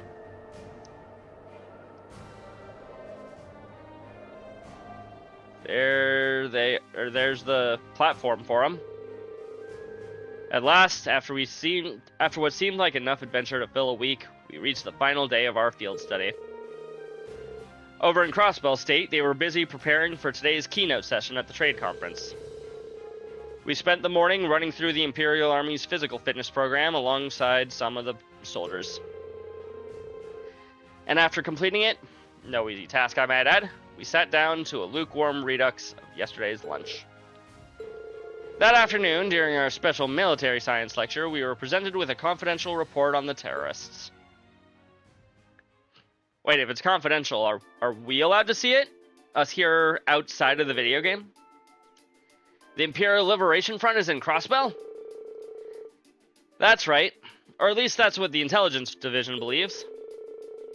It looks like a known terrorist organization from the Calvard Republic has turned up in Crossbell too. The situation over there is pretty touch and go right now. Oh no. What are the authorities doing? Everything they can, naturally. However, operations are being handled solely by the Intelligence Division. They refuse to tell the Imperial Army anything, just that they have a trusted ally taking care of things. But who does the Intelligence Division trust?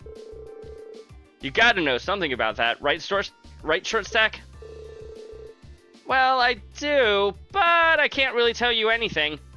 For once, there's something that even Milliam can't just blabber about. I guess it's not a breach of confidentiality to tell you they're a really strong bunch, though. That's still pretty vague. I've got a few ideas. Anyway, there's not much point in us worrying about that right now. The bigger issue is that our terrorists of the hour, the Imperial Liberation Front, are a bigger crew than we thought. Big enough to be in possession of a state-of-the-art military airship, at least. Seriously? An airship? Can we assume Reinford's the manufacturer, then? Correct. Just how something that large found its way into the hands of the insurgents is currently unknown. But it seems to have a high-speed model different from the heavily armored types favored by the Imperial Army. I bet it's from the RF-26 series. There's a number of different models within that series, though. But if they have an airship, that means they're going to be a whole lot more difficult to catch, doesn't it? That's exactly what it means. It's basically impossible to keep tabs on them as it is. With an airship in their possession, there's no telling when or where they'll pop up next. That's quite worrying, especially since Prince Oliver is attending the conference. And Toa is in charge in Crossbow right now, too. She's not in charge, she's just in Crossbow. Yeah. Damn, now you've got me worrying. Aw, take it easy. I don't think you have anything to worry about with Gramps and Lecter over there. Well, that aside, if the terrorists' attention is currently focused on Crossbell, does that mean the Empire is effectively safe right now? You raise a good point, Laura. They did target Princess Alvin during the Summer Festival last month. It's possible it was just a feint. Maybe that's what they want us to believe. Or maybe they just want us to believe they're targeting the Chancellor. The Railway Military Police thought so too, which is why they've increased the security level here at home. The Emperor and everyone else connected to the Imperial family should be safe. They've also beefed up security anywhere that seems short-handed. As well prepared as ever, I see. Come on. Gotta love a controller that doesn't like to stay connected. There we go. At any rate, you finally uncovered some information on the terrorist identities, correct? That's right. Though, once again, we have the Intelligence Division to thank for that. If you'd turn your attention to the screen, please.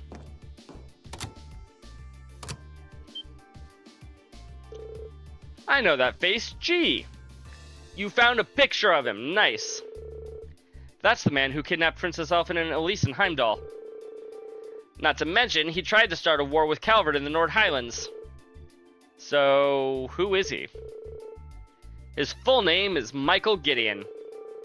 He used to be an assistant professor at the Imperial Academy in Heimdall. That man? A teacher? So, an academic. Right. His focus was political philosophy. 3 years ago, he was dismissed from his position due to the intense criticism of Chancellor Osborne's hardline policies. Oh. So, getting laid off set him on the road to terrorism? Well, it sounds like the actual reason he was let go was because he was handing out tracts and flyers in public. You'll find these kinds of idealists at the heart of many terrorist groups, though. In seeding a group with their core ideology, they twist it to be even more malicious and radical. You can't even reason with them either. Yeah, they just don't know when to give up. Sounds like some other groups I know. So, do we know anything about the others? We crossed paths with what I can only assume were 3 other key members last month in Heimdall. Yes. S, V, and C. It seems like they haven't been able to dig as much up on those 3 yet. Their strongest lead right now is that V may have belonged to a Jaeger Corps. Interesting.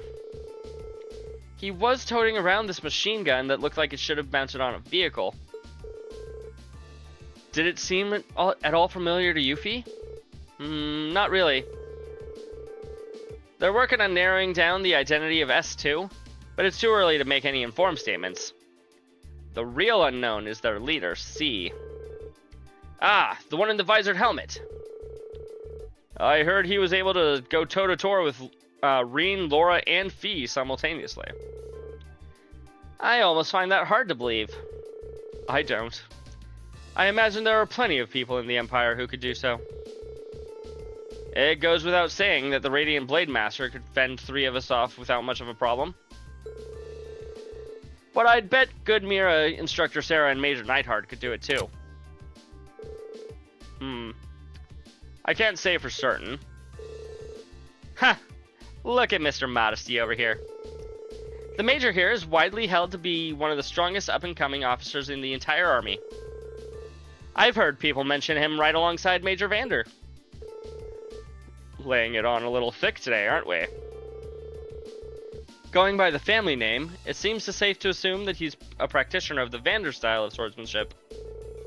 No doubt a relative of Lieutenant General Vander from Zendergate. Ahem. While I would question whether I could stand on equal footing with him, Major Vander is unquestionably strong. He was my classmate during the military academy years, and quite close to Prince Olivert as well. Some, mainly Prince Olivert, might even call them lovers. That's just how close they are, I assure you. In fact, he's in Crossbell right now, serving as the prince's bodyguard. Whoa. Well, that's reassuring to know. But getting back to the point, it's not just C. We still know very little about their group as a whole. Even their source of funding is a mystery. So even if there are no show in Crossbell, I doubt we've heard the last of them.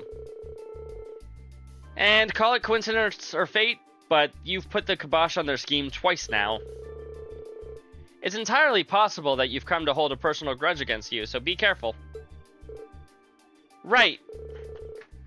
Yeah, we'll be sure to keep that in mind. What's Milliam thinking about, I wonder? Eventually, the afternoon series of special lectures came to an end. And it was finally time to get a peek at Guerrilla Fortress's infamous railway guns.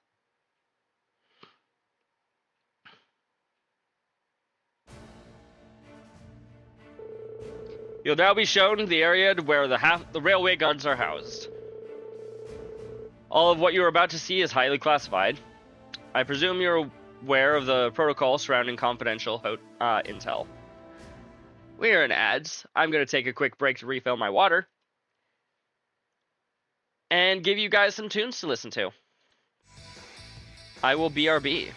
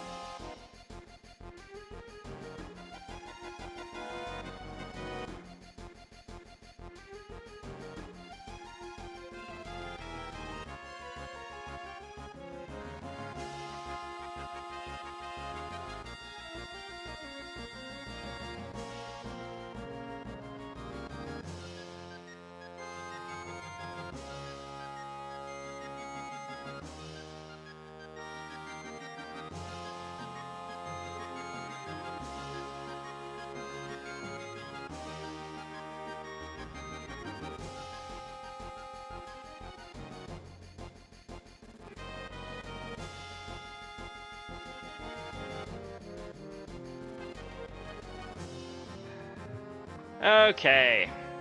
Sorry about that. Took a little longer than I expected to. Might help if I start showing the game again. Just a little bit. All of what you are about to see is highly classified. I presume you're well aware of the protocol surrounding confidential intel? Yes, instructor. I'm getting kind of nervous. Me too. Guys, it's just the railway guns. I've seen them before. They're nothing to get all excited over. Orion. This part of the field study isn't mandatory for you. If you'd like to stay here and wait for us, then that'd be more than okay. Jeez, I'm kidding. I don't want to be the only one left behind. Honestly. Ah, excuse me a moment. This is Neidhart speaking. Yes, hello, Commander Walter. Wait, Mueller wants to speak to me? Of course, put him through. What could you possibly be calling about at a time like this? What? What's happening? Huh. Is he taking a call from someone outside the fortress on his Arcus? Sure looks that way.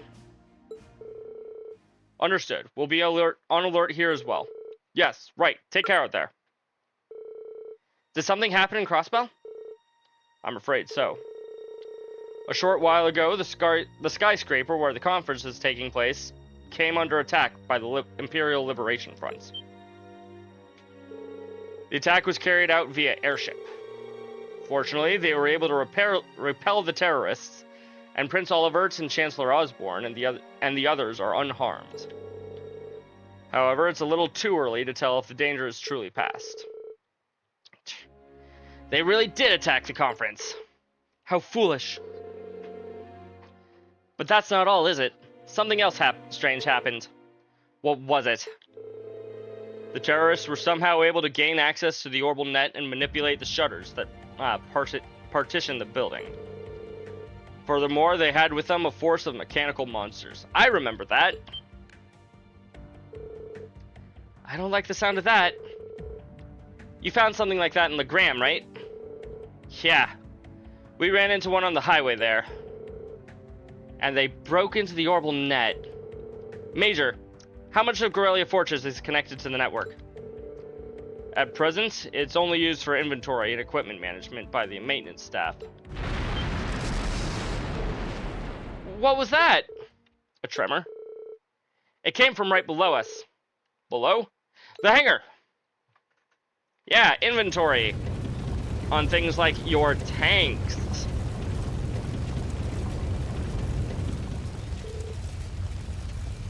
What the hell? The actions!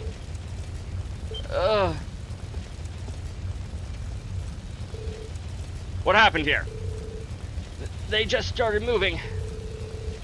No one's inside. They just started moving on their own.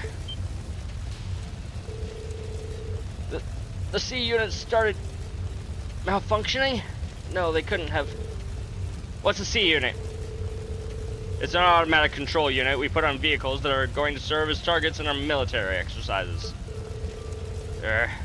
How did C units end up attached to our most advanced tanks? This is really bad. I'm gonna assess the situation. I need you here to help fight the fires and assist the injured maintenance staff. Yes, sir. Please be careful out there.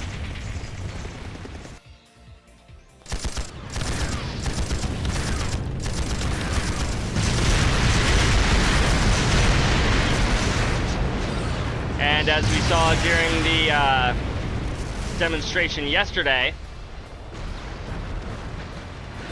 these things are loaded with weapons, and the old models were loaded with paint bullets. Great job. This is crazy! Hold on a minute. Are automatic control systems really capable of that level of advanced maneuvering? No, they're definitely not. Our current technology isn't capable of anything nearly this advanced. But if you were to apply the tech using archaisms, it suddenly becomes a whole lot more possible. Huh? Instructor, are you saying that society might be involved in this? I'd say it's looking more likely by the minute. What are they?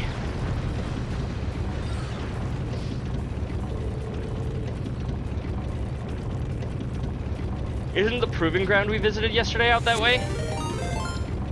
Frost of the Box! Welcome in, Raiders! How are you all doing? How was your stream? What did you play? Let's get you a shout out. My normal mod isn't here today, so I can do the shout outs myself. You're on Cold Steel 2. Wonderful, wonderful. How has that been going for you?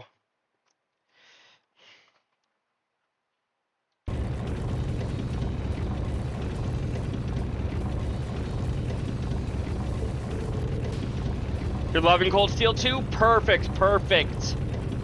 For all of you who don't know me, my name is Jinope. I just got back into streaming fairly recently, and I started with The Legend of Heroes Cold Steel. I've played through Cold Steel 1 before, went back and played the rest of the series, and then when I came back to streaming, I started streaming with Cold Steel 1 again. Once a week I do something different just to make sure that I don't completely go insane. But I've been having a great time. Also, it just occurred to me that we now have 2 Frosts in the chat now. The entire Gambit then? Yep, pretty much. Cold Steel is pretty good. It is a great game. At least I'd say so. I'd still say that so far, Cold Steel is probably my least favorite of the series.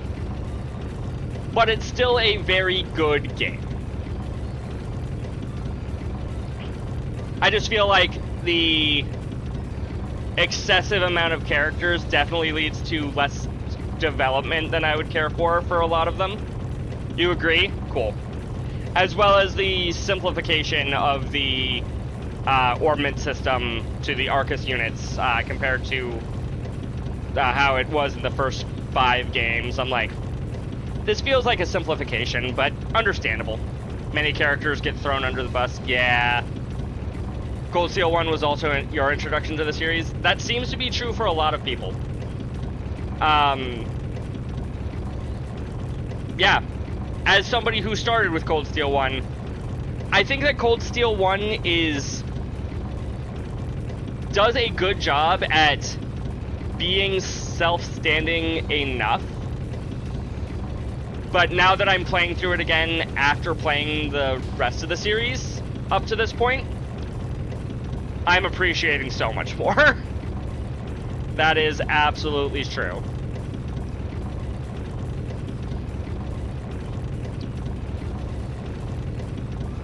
Yeah. Just what are they planning? If I may ask, Mr. Frost of the Box, how did you find me? What made you decide to come in and raid me today as opposed to... Oh, it's Miss Frost of the Box? I'm so sorry. Miss Frost of the Box. If I may ask, how did you find me? What made you decide to raid me as opposed to the thousands of other people that are currently on stream that you could have raided?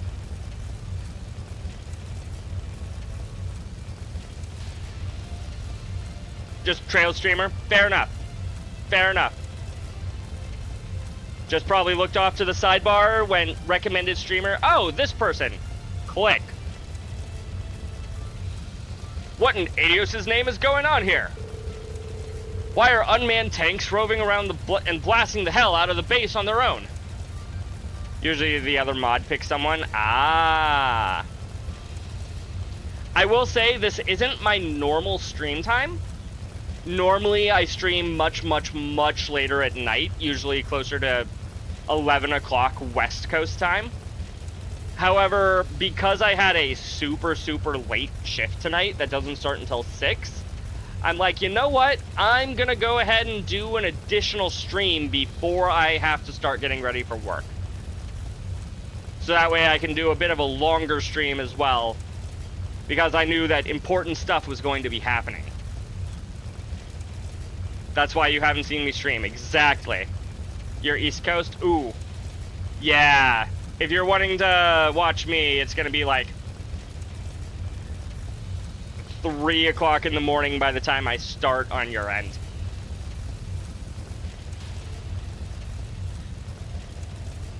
I figured you'd be 4 hours ahead of me. Maybe only 3. I'm not sure. Point is, much further ahead. Why are unarmed tanks roving, blasting the hell out of the space on their own? Detroit, gotcha. It is currently 2:15 for me, so whatever the time difference is for you, that's the same time difference. Well, it seems that last night, headquarters sent in an order with to the engineers to fit those tanks with C units. It's 5:15. Gotcha.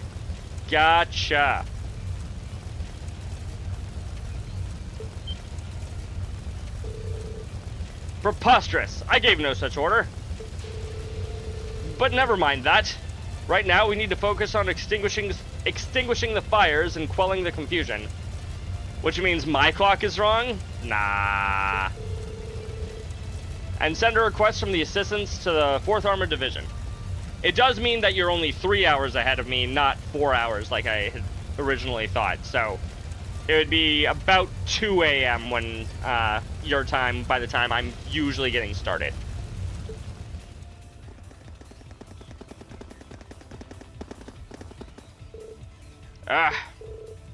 What should we do? I can't see us being able to catch up to them without a horse. Or without a horse at the very least.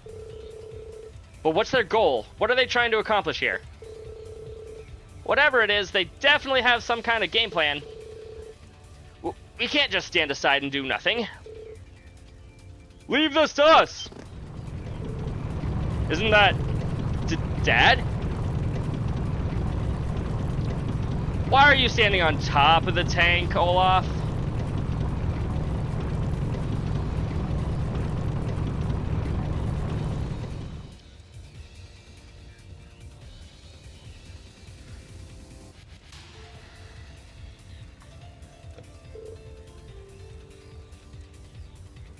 General!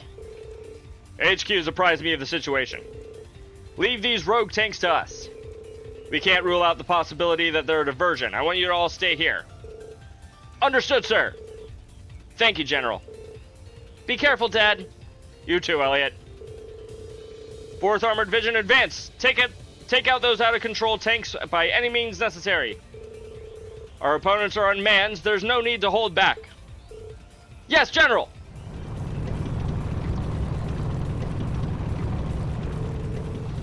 Wow.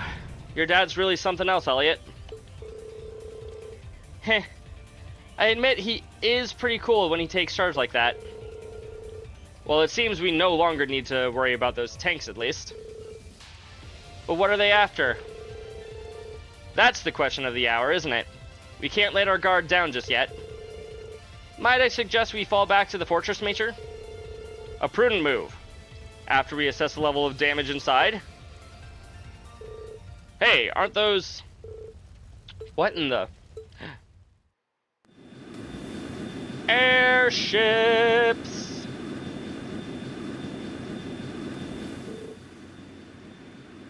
The Imperial Liberation Front? Whoa, there's 2 of them! There's no way we could have had... there's no way we could have known they had another force lying in wait. Ah! The hangar! So, yes, I like to do some voice acting for my streams. It is poor. Half of my characters get the same voice.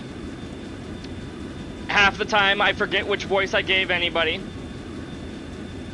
I think the majority of Class 7 at the very least is consistent. But even then, I wouldn't call any of my voices... Do they seriously think they could breach an impregnable fortress? I wouldn't call them good. I'll say that much. They're just terrorists! Wipe them out!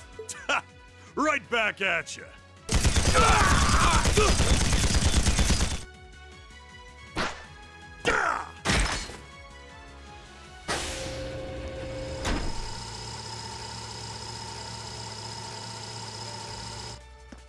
All right, let's get this party started then.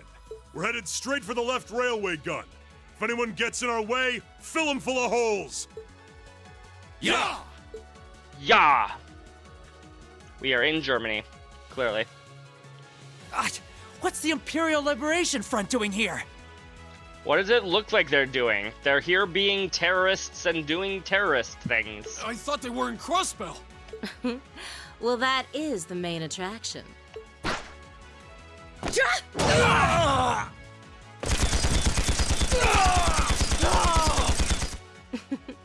They sure didn't put up much of a fight, did they? Nope.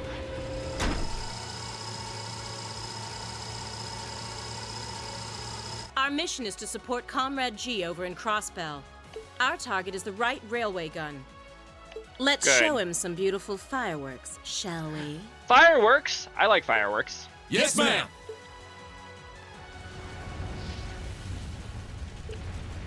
Oh.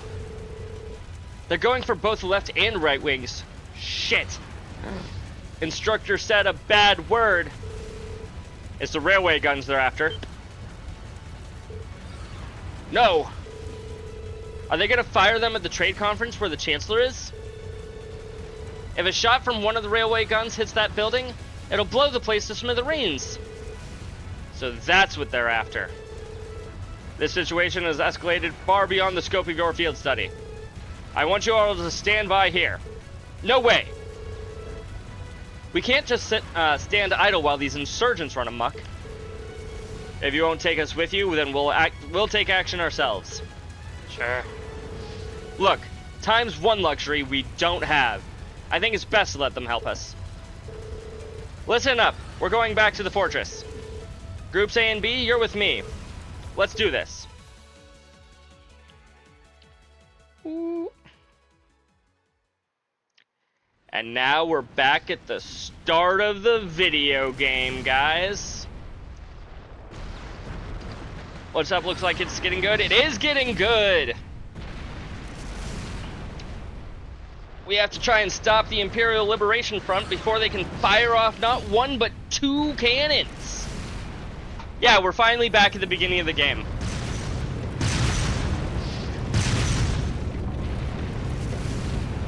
Daybreak is getting good for you. Nice, nice. Don't tell me anything. I haven't played it. I'm going to eventually. That's the plan. It's no use. You can't even scratch them. Not with that attitude. You're on chapter 5. All the stuff they revealed was like, what? What's happening? Nice. Who's in control of those things? Get in touch with the 4th Armored Division. We need backup from Lieutenant General Craig. I had to stop, and I'm like, wait a minute. Understandable. Oh, tanks are just exploding. Again, why are you standing on top of the tank? Are you just trying to show off? Because you're not doing a great job. You're just putting your life in danger. Because he's a badass? You know what? That's fair. I was like, wait a minute, I have to process this. I've had a few of those moments in the series. Don't ask why Craig does anything. He's a badass. Fair.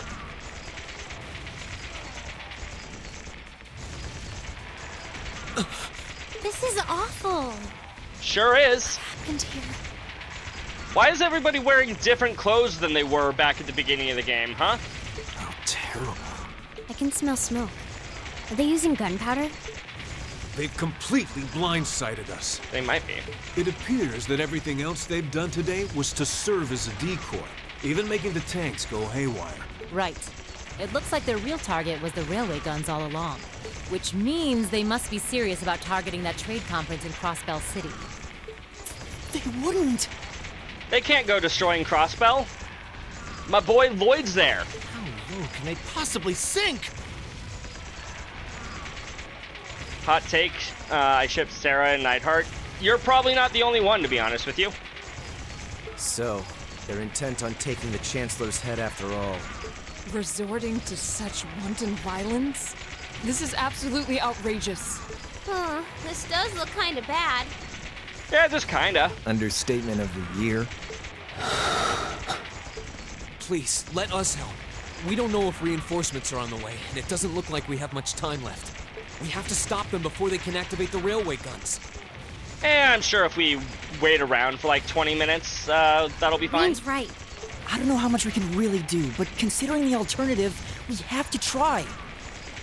Hey, Crow, where's my boy's 50 Mira? Good question, Crimson. Right. I'm not about to let those terrorists have their way. I really hope that we can get 50 Mira for our boy Reen here soon.